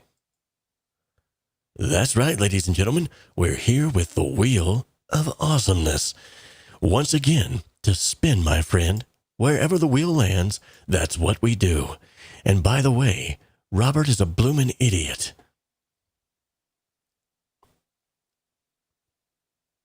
Casey, you're fired. Just spin the wheel. Okay, seeing as how this is my last day at employment with Home Studio Simplified, I'm going to go ahead and say that the trivia is...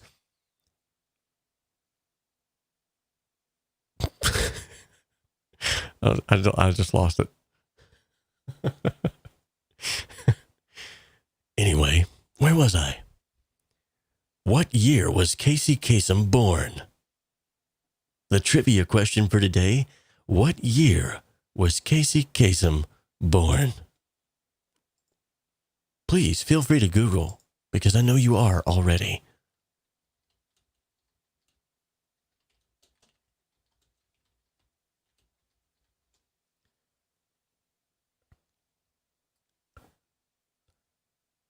Oh my goodness. I just found out what year Casey Kasem was born. Oh my goodness. Whoops. That's crazy.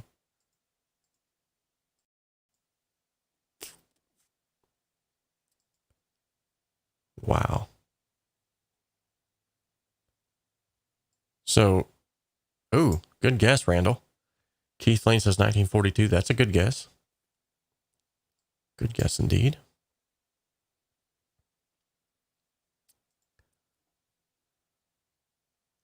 '22. 900 AD. Whoa.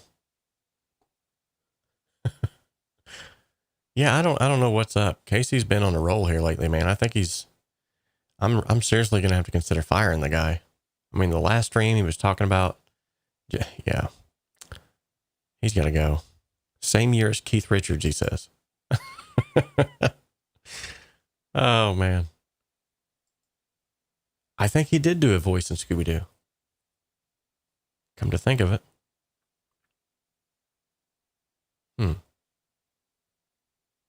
So Randall says that's the date that just popped in his head. He's not using Google. I believe you. All right. Okay, so the correct answer, I'm going to put the correct answer in the chat right now. This is actually quite surprising. I didn't realize. Casey Kasem was born April 27th, 1932. All right. And he was fired January 7th, 2021 from Home Studio Simplified. Sorry, guys, he's got to go. Unless you guys say otherwise, because otherwise he's going to go. Maybe you can talk me into not firing the guy. I don't know. He just keeps being rude. I mean, who does he think he is? Casey Kasem or something? Bringing you the top 20 countdown.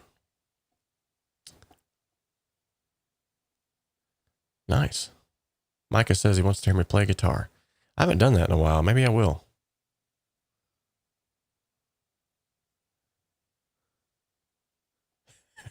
He played Shaggy. Really? What? I didn't know that.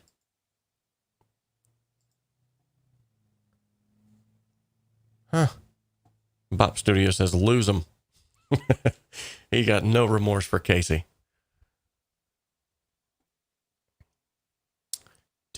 Do. You know, I might just do that. But instead of picking up the old guitar, I might just pick up, in light of the recent interview with AudiosErgeon, we might just pick up the old DAW for some synth work.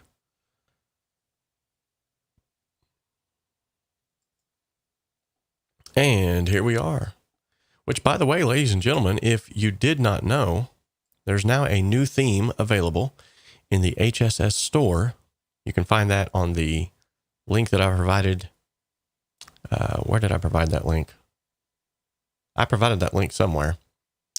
I'll put it in the chat now. If you'd like to get your hands on this HSS theme for Cakewalk, you can get that in the link that I'll be providing in the chat section here in just about a moment. I actually worked quite a long time on this to get this just the way that I wanted it to be. So I am charging for it just as a way to offset the time that was put into it. Let's see. Keith says I have to run to go shopping. Toodles, peeps. Keith, you have a good time and quit being ornery. As if that would ever happen. Awesome. You have a good time cooking vittles, man. All right, here we go. So if you guys are interested in purchasing this brand new HSS Cakewalk theme, you can get that at the link provided here.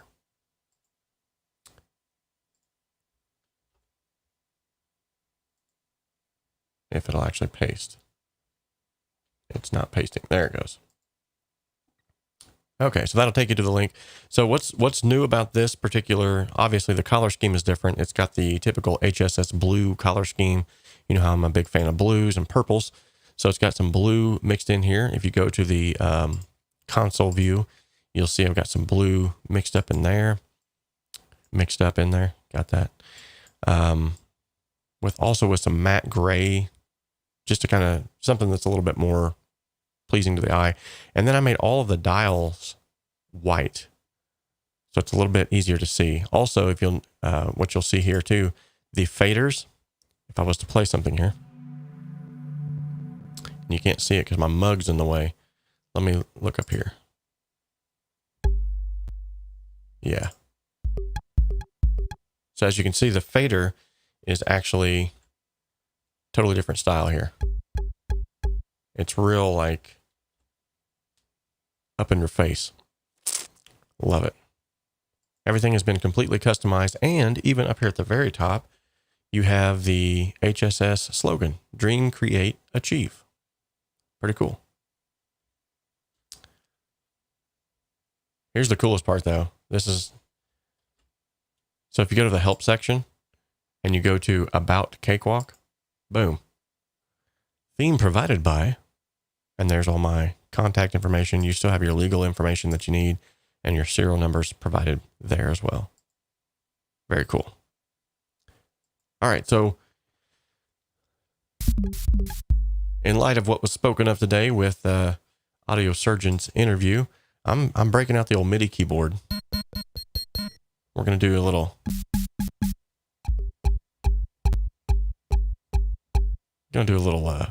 Let's check out this Moog bass.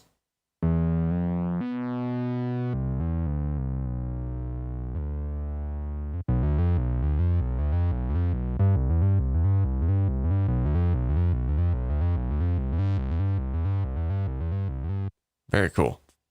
So see, I think, although I don't really completely understand synths, I think once I got into it, it would be addicting.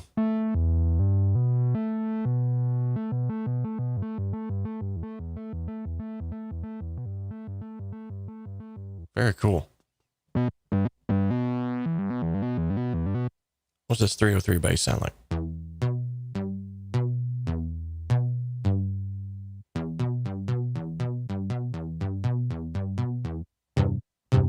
Ooh, this is polyphonic. By the way, for those of you in the chat that maybe didn't know this, when AudiosErgeon was talking about monophonic and polyphonic synths, so the Moog bass in this instance is a monophonic. In other words, it only lets me play one note at a time, and the last note that was played is the one that takes precedence. So if I'm playing this note, and then I jump to this one, that next note takes precedence, even though my thumb or my pinky was still on the other note. So even though I've got two of them pressed down at the same time, only one is going to come through. So it kind of allows you to like hold a note, like maybe this bass note, and then use your thumb to accentuate that. So I'm just moving my thumb around.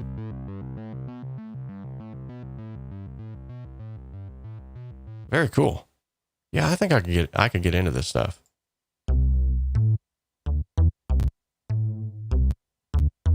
Pluckzilla.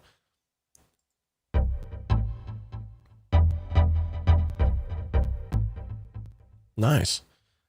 Now these are all stock synthesizers that I've got here in Cakewalk, by the way.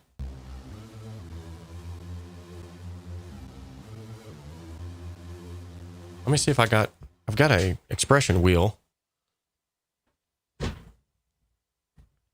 Yeah, here's a pitch bend.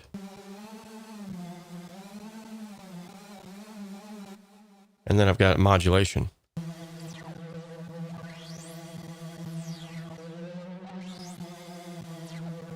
Oh, wow.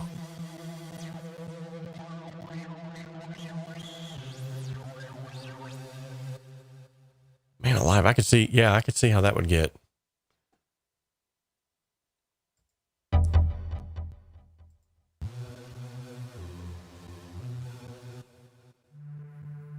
See, this is the stuff where I'm like,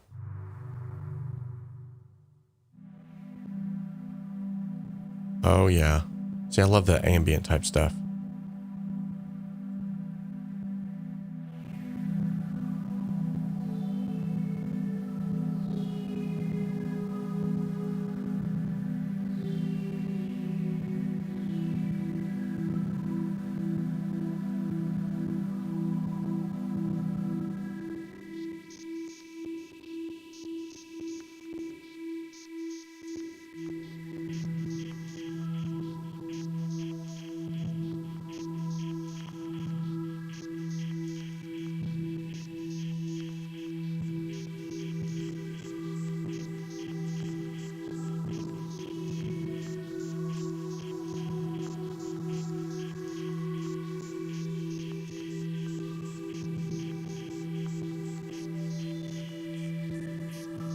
Nice.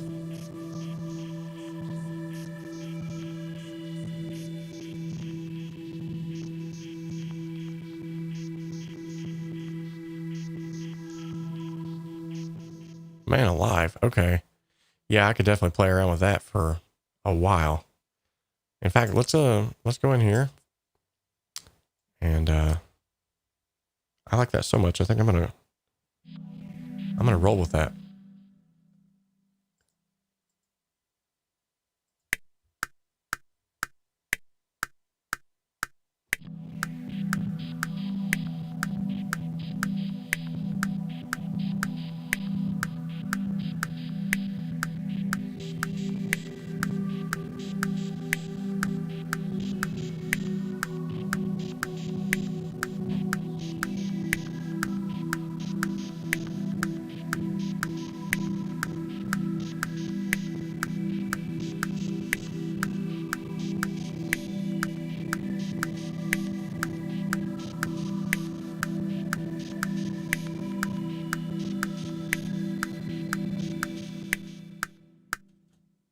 Very cool.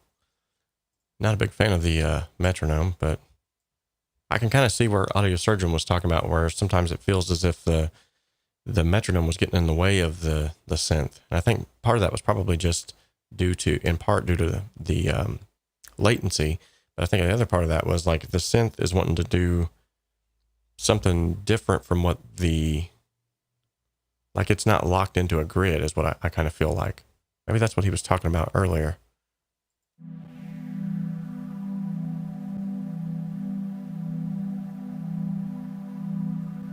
Oh yeah. Oh yeah. This is right up my alley. I absolutely love like ambient music. So let's bring all this here. Okay, it's already got a reverb attached to it. Cool. Let's just bring that up and mess with that a little bit.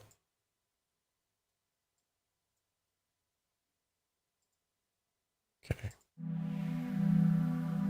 There's that space that he was talking about.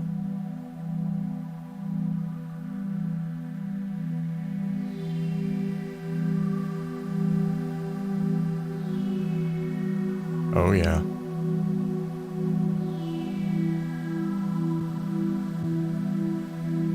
Okay.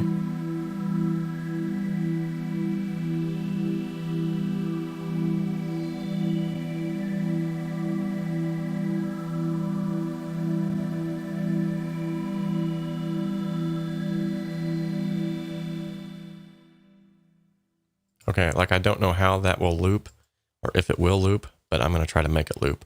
Also, another thing about this particular theme that you'll notice is when you select a track, normally in Cakewalk, it's black behind it or like a darker color, which is fine. But I like the lighter theme. So this is like a white, sort of like a cream look behind. So I'm going to hold Shift and press D and just copy this over.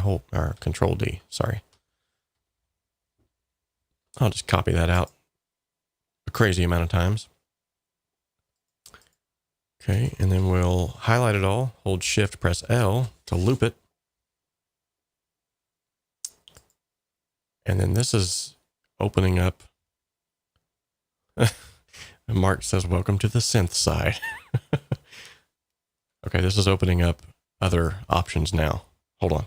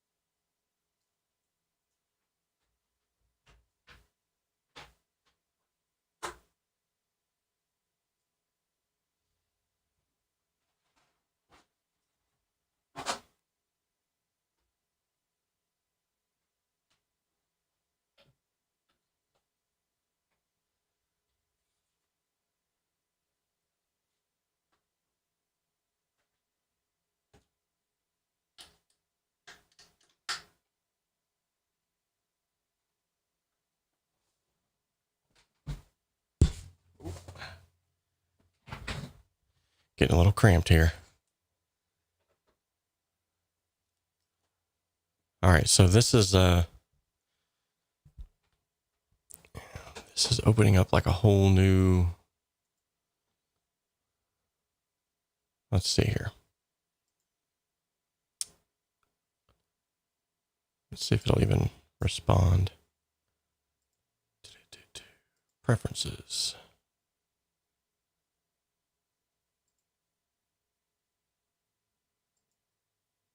Okay.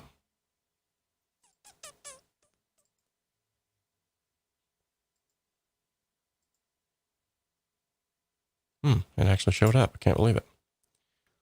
Sometimes it has issues recognizing if I plug in beforehand. But it looks like it's actually going to be okay. Ooh. And because I'm using USB, I can actually go in stereo.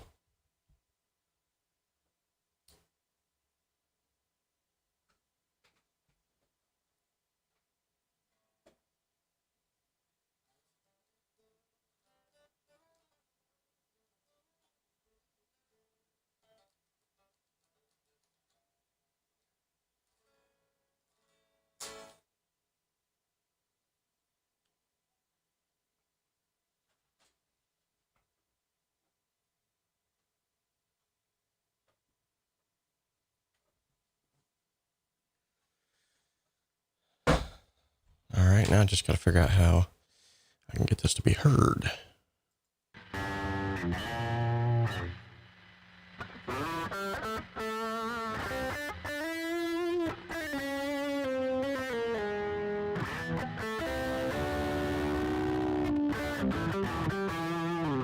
Okay, that's definitely not. Let's see here.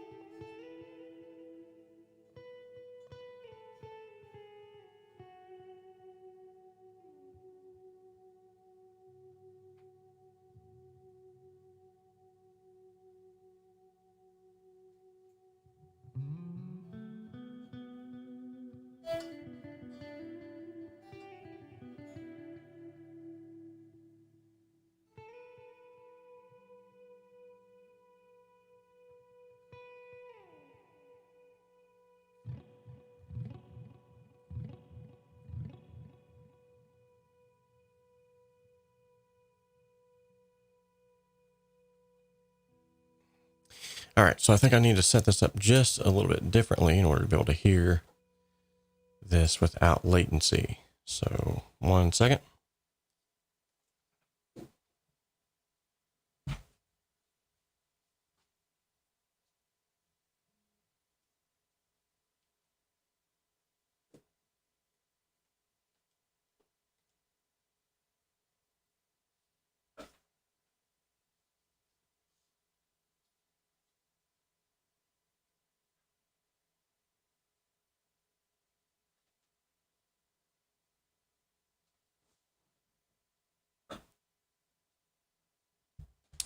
All right, now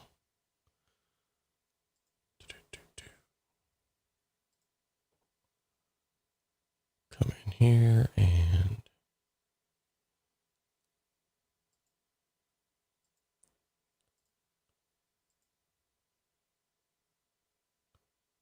should be able to send this out to here.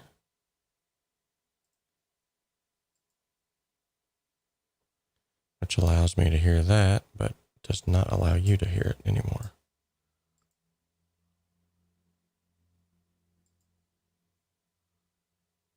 All right, so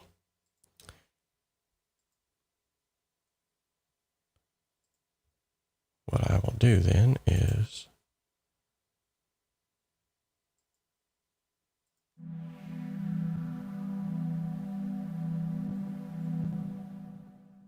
okay. Now you should be able to hear that.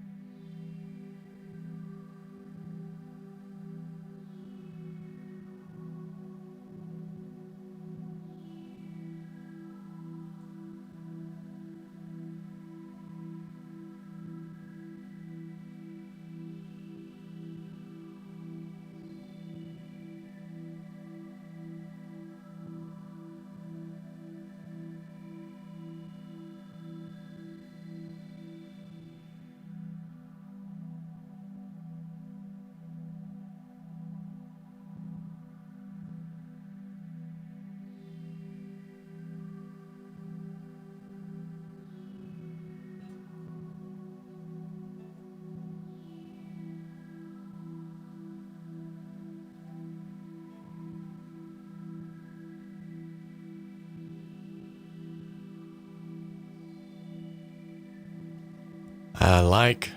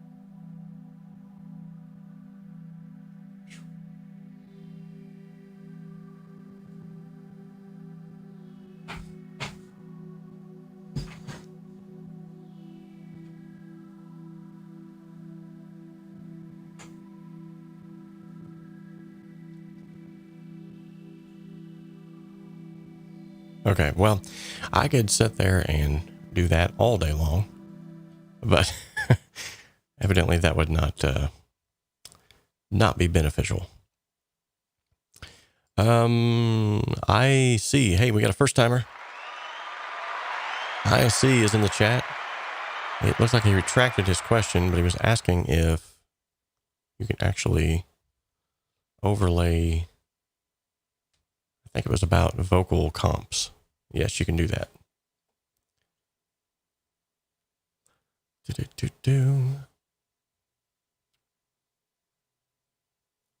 deal. Okay, so I am going to go ahead and explore some more synth options. Now, granted, as someone had already made mention of, this is from Sonar Platinum back in the day. So a lot of this will not be, you're not going to have this.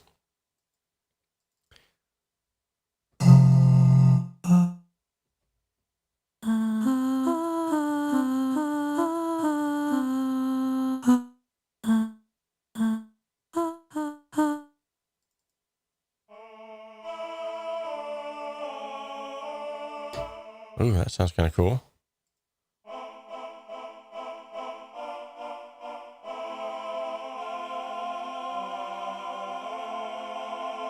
Very cool.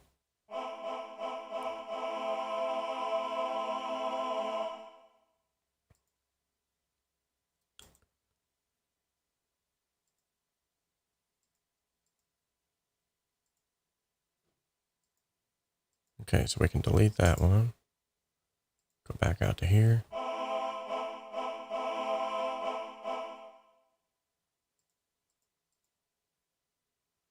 And I'm going to go ahead and put a limiter on here.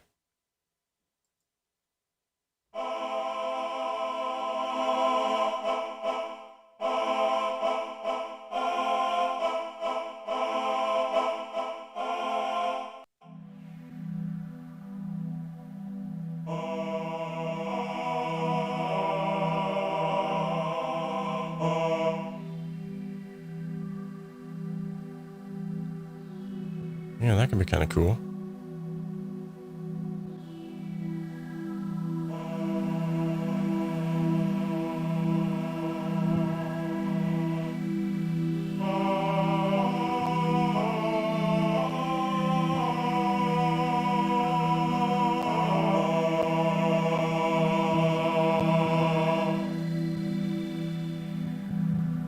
What else we got to throw up in here? Let's see.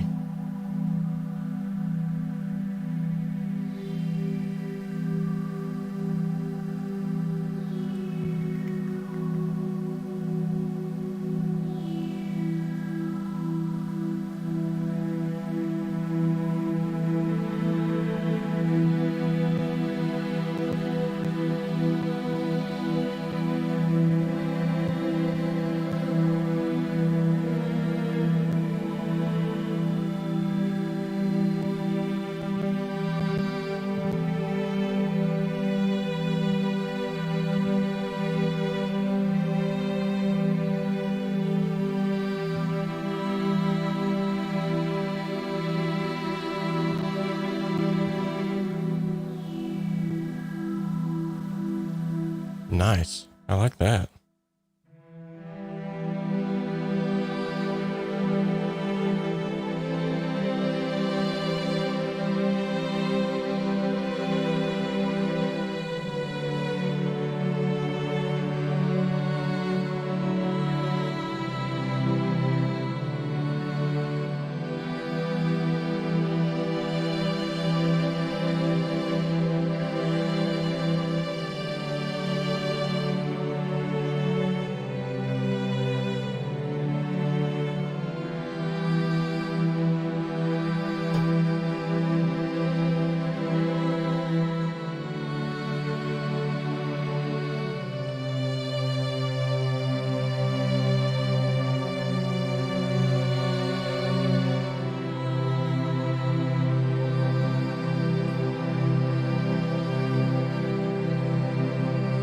Ooh, that's pretty.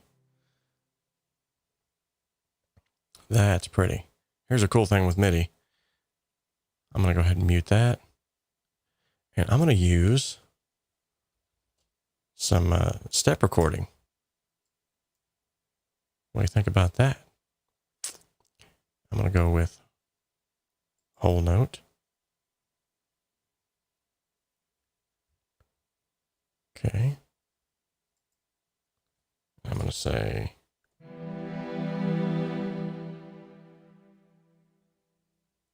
Don't know if I had that enabled or not.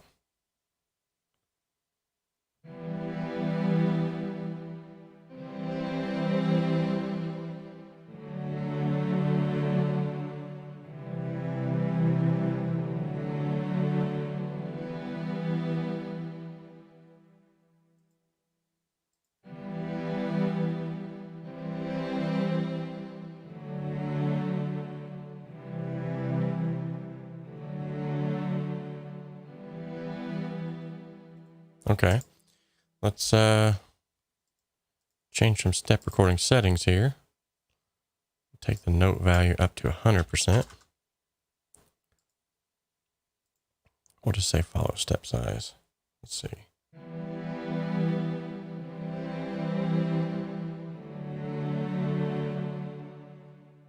Go down to half step.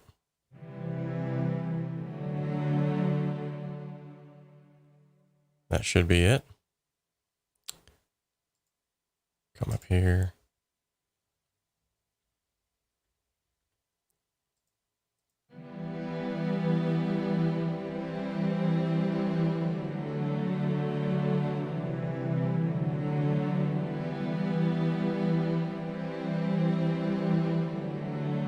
I like it.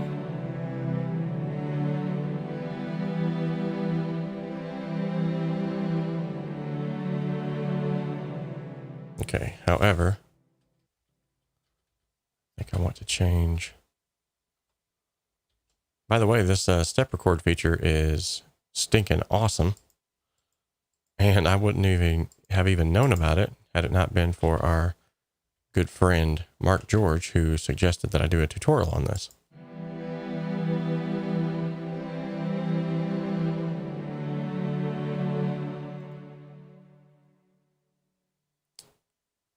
Okay, so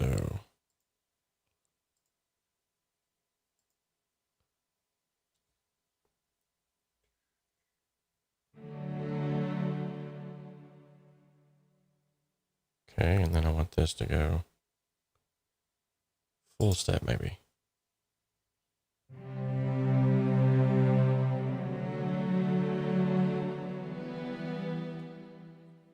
Okay, go a step back. Oops.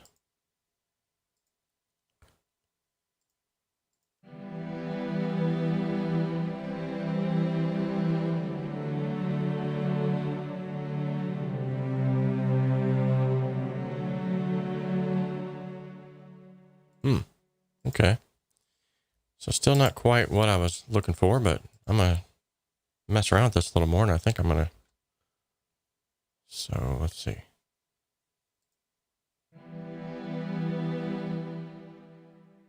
Oh. Didn't have it enabled.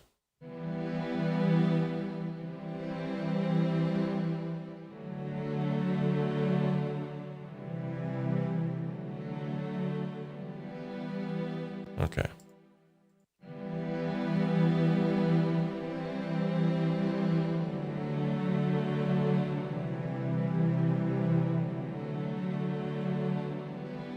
Yeah, I think I like that, where it's more long and drawn out. So now let's do that. Come down here.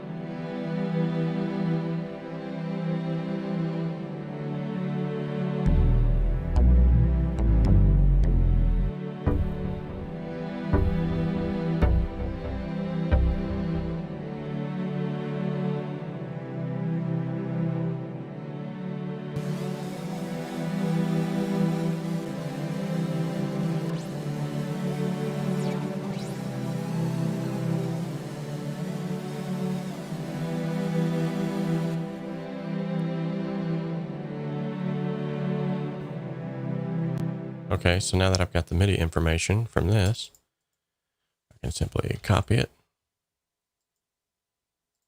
bring it down here, paste it into here. Now I got a warm pad on top of that.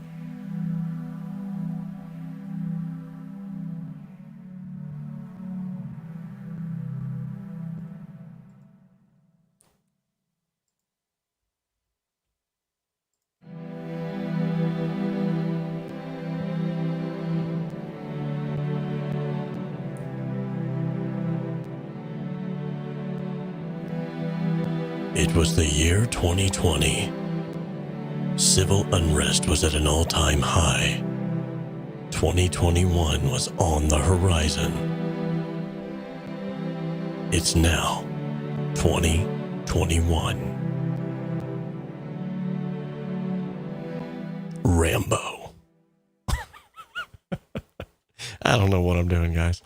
Anyway, I had a lot of fun today. Thank you all so much for hopping on. I could do this all day long, but unfortunately, I can't. I got other stuff I need to do. However, I did want to make mention of, real quickly before I go, someone had brought up the TTS. That's definitely still an option. I think that one might still be included with Cakewalk by BandLab. Don't quote me on that, but I think it still might be. And if that's the case, then there's a synthesizer there. And it looks something like this.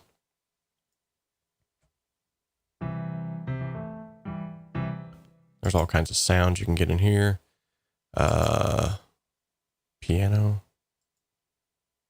And I believe you can blend these sounds as well. Let's see. Oh my goodness. I haven't worked with this in so long, I'm not even sure.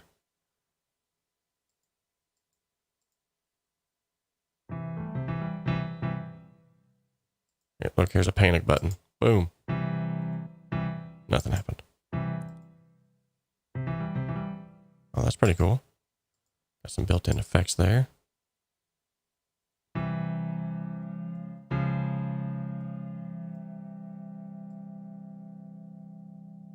Ooh, you could tune this to 435. The magic frequency.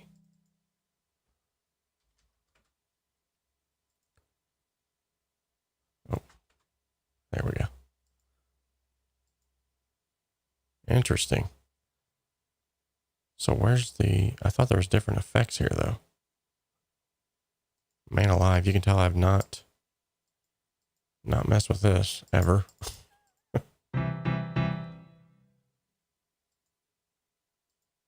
Okay, so those are connected to that. Okay.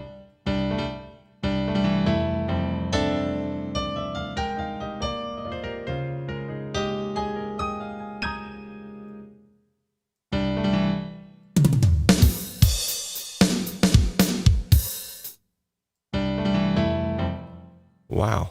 Okay. So yeah, the TTS1, that's always an option. I haven't got my head wrapped around that one yet. Anyway, what I was wanting to point out was just that I believe there are some built-in synthesizers. Cakewalk Sound Center, Dimension Pro. Now that one came with Cakewalk Sonar Platinum. Rapture came with Sonar Platinum as well. Zeta, that's a good, if you've not heard of that one. I think I still have a license for this. Yeah, this has got all kinds of cool stuff.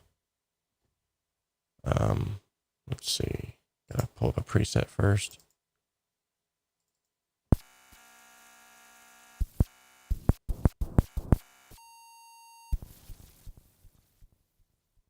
Retro bass. Doesn't appear to.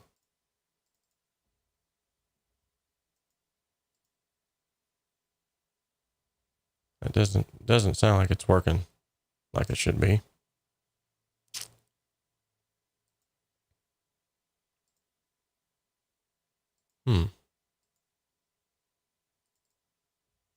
Which is weird because I used to use this quite a bit.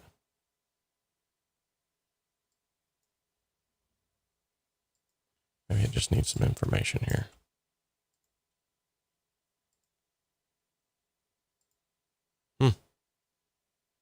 That's weird.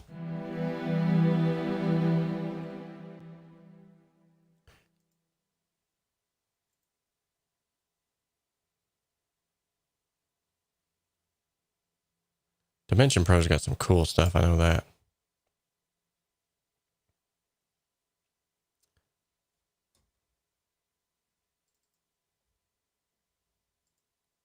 Let's see here. Talk about getting it all churchy.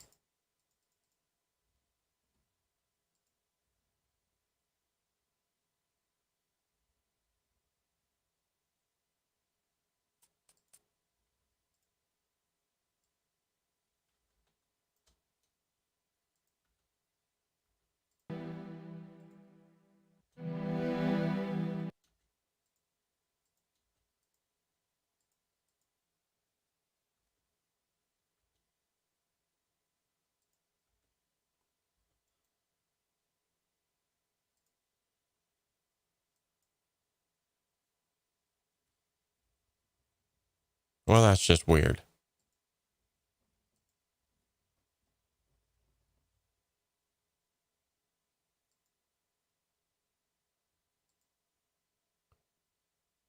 I've used this one before too, and it was just fine. I don't know what's going on here. Oh, maybe I need to do it this way.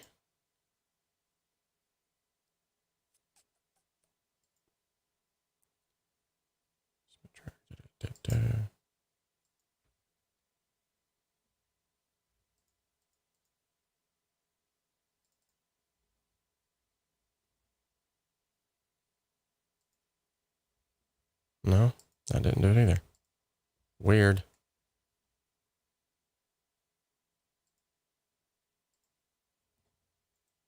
Well, it's...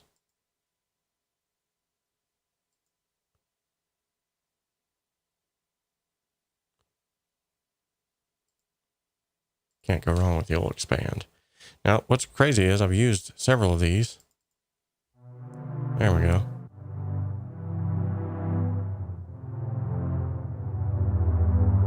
Now this one's got some crazy stuff to it.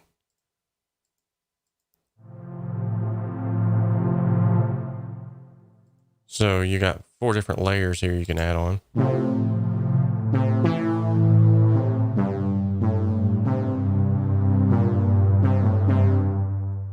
And then each one of them can be panned, added effects.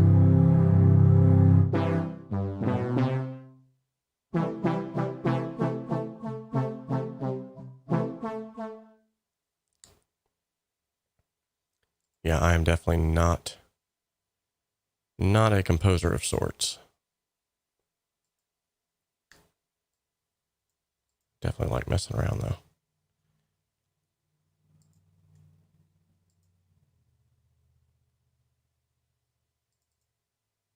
The KHS1 by Kilohertz.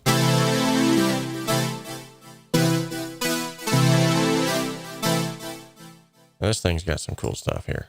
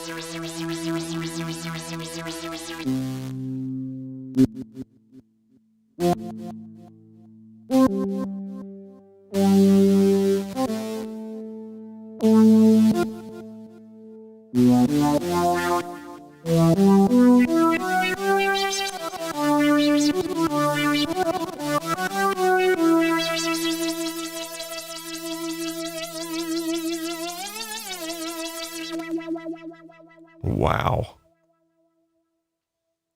This thing's got some amazing sounds.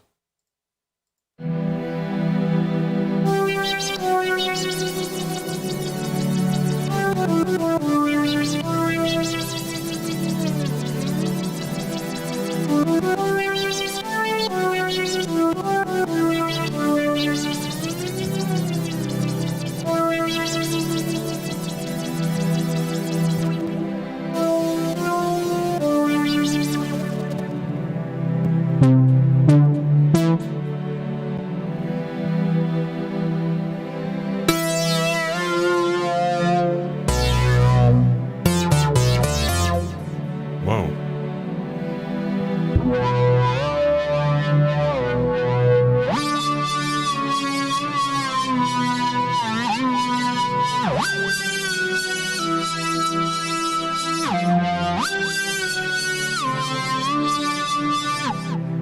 Good night.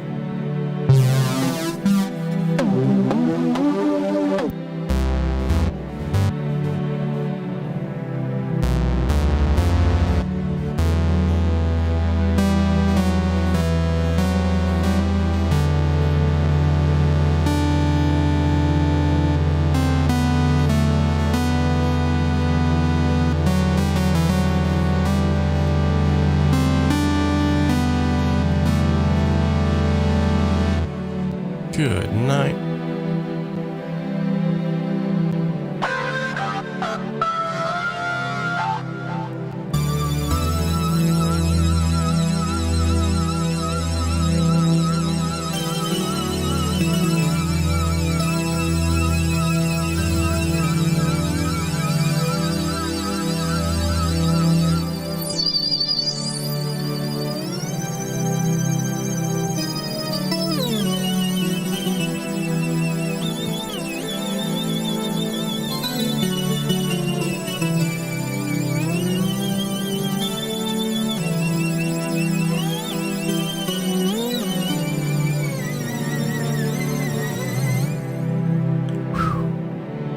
That's some cool stuff in here.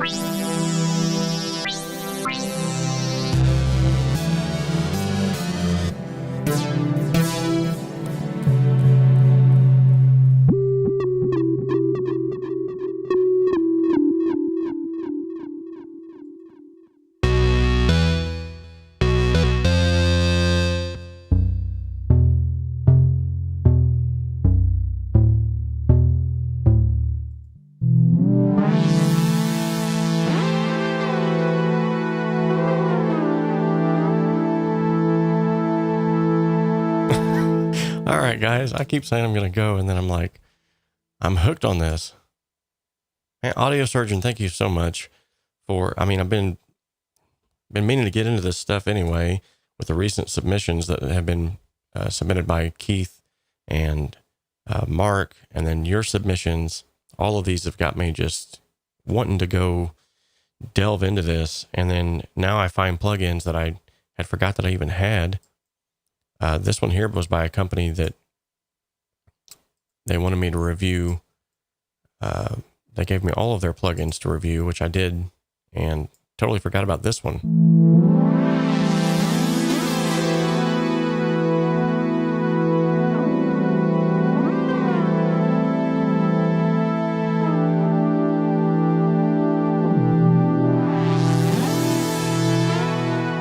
Good night.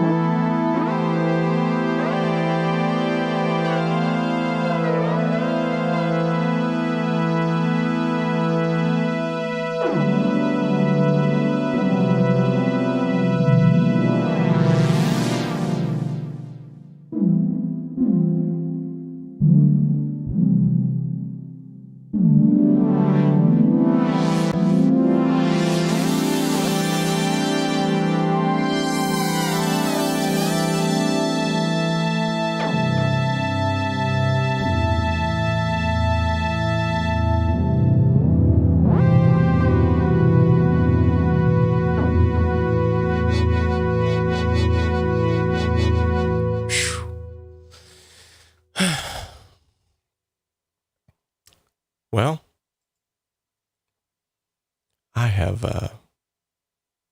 a lot of stuff to play with here, stuff that I've not even delved into. And this is all due in part to the fact that I have reached out to you guys. You guys, once again, have inspired me. So thank you so much. Oh, what's this? See, guys, I've got so many toys. I don't even know. What's this? Modular. Oh, yeah, I don't have that.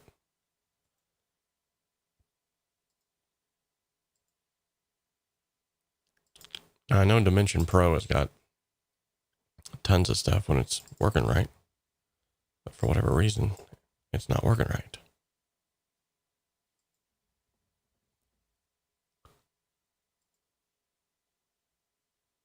At any rate, man, I am telling you what, I gotta go. Guys, I could be on here all day. It's been some fun. We've already been on here 2.5 hours, and some of you have stuck with it for 2.5 hours. Thank you. Oh yeah, they require patching.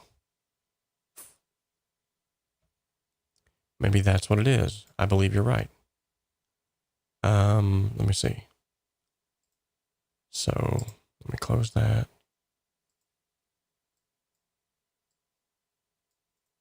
Insert patch point. And send it to the master.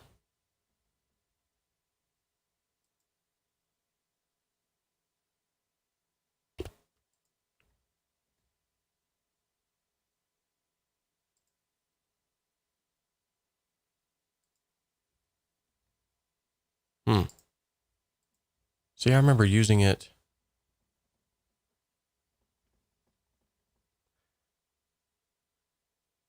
I remember using it standalone too. Oh, wait a minute. Maybe this is it.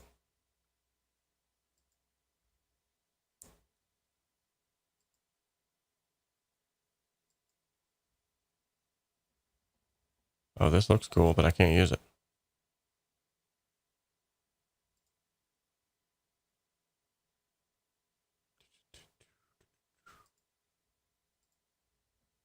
All right. Well, anyway. Guys, it's been real. It's been fun. And it's been real fun. So, unfortunately, I do have to go.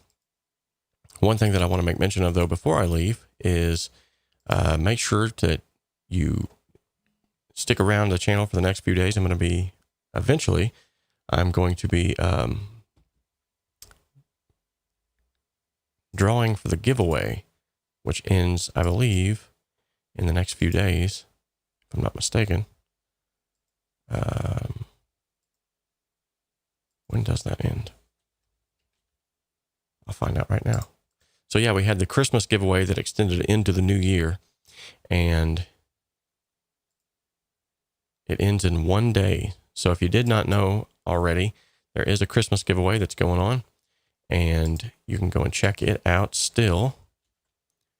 First prize is a set of awesome mixing and tracking headphones, as well as my Compression Simplified course, my Creating a Song Step-by-Step video course, and a free mix and master of one of your songs. Second prize is the Compression Simplified course and a free mix and master of one of your songs. And the third prize is a Creating a Song Step-by-Step video course and a free mix and master of one of your songs. There are 31 hours left to enter, and in the chat right now, I'm going to be dropping the link for you to enter into that if you have not done so already. You must be a subscriber to win. Keep that in mind. And if you have me, if you're on my email list, you'll know that there's a way for you to actually get 100 extra points, I guess is what you would call it, towards winning. So 100 extra submission or entries. That's what I meant to say. So keep that in mind.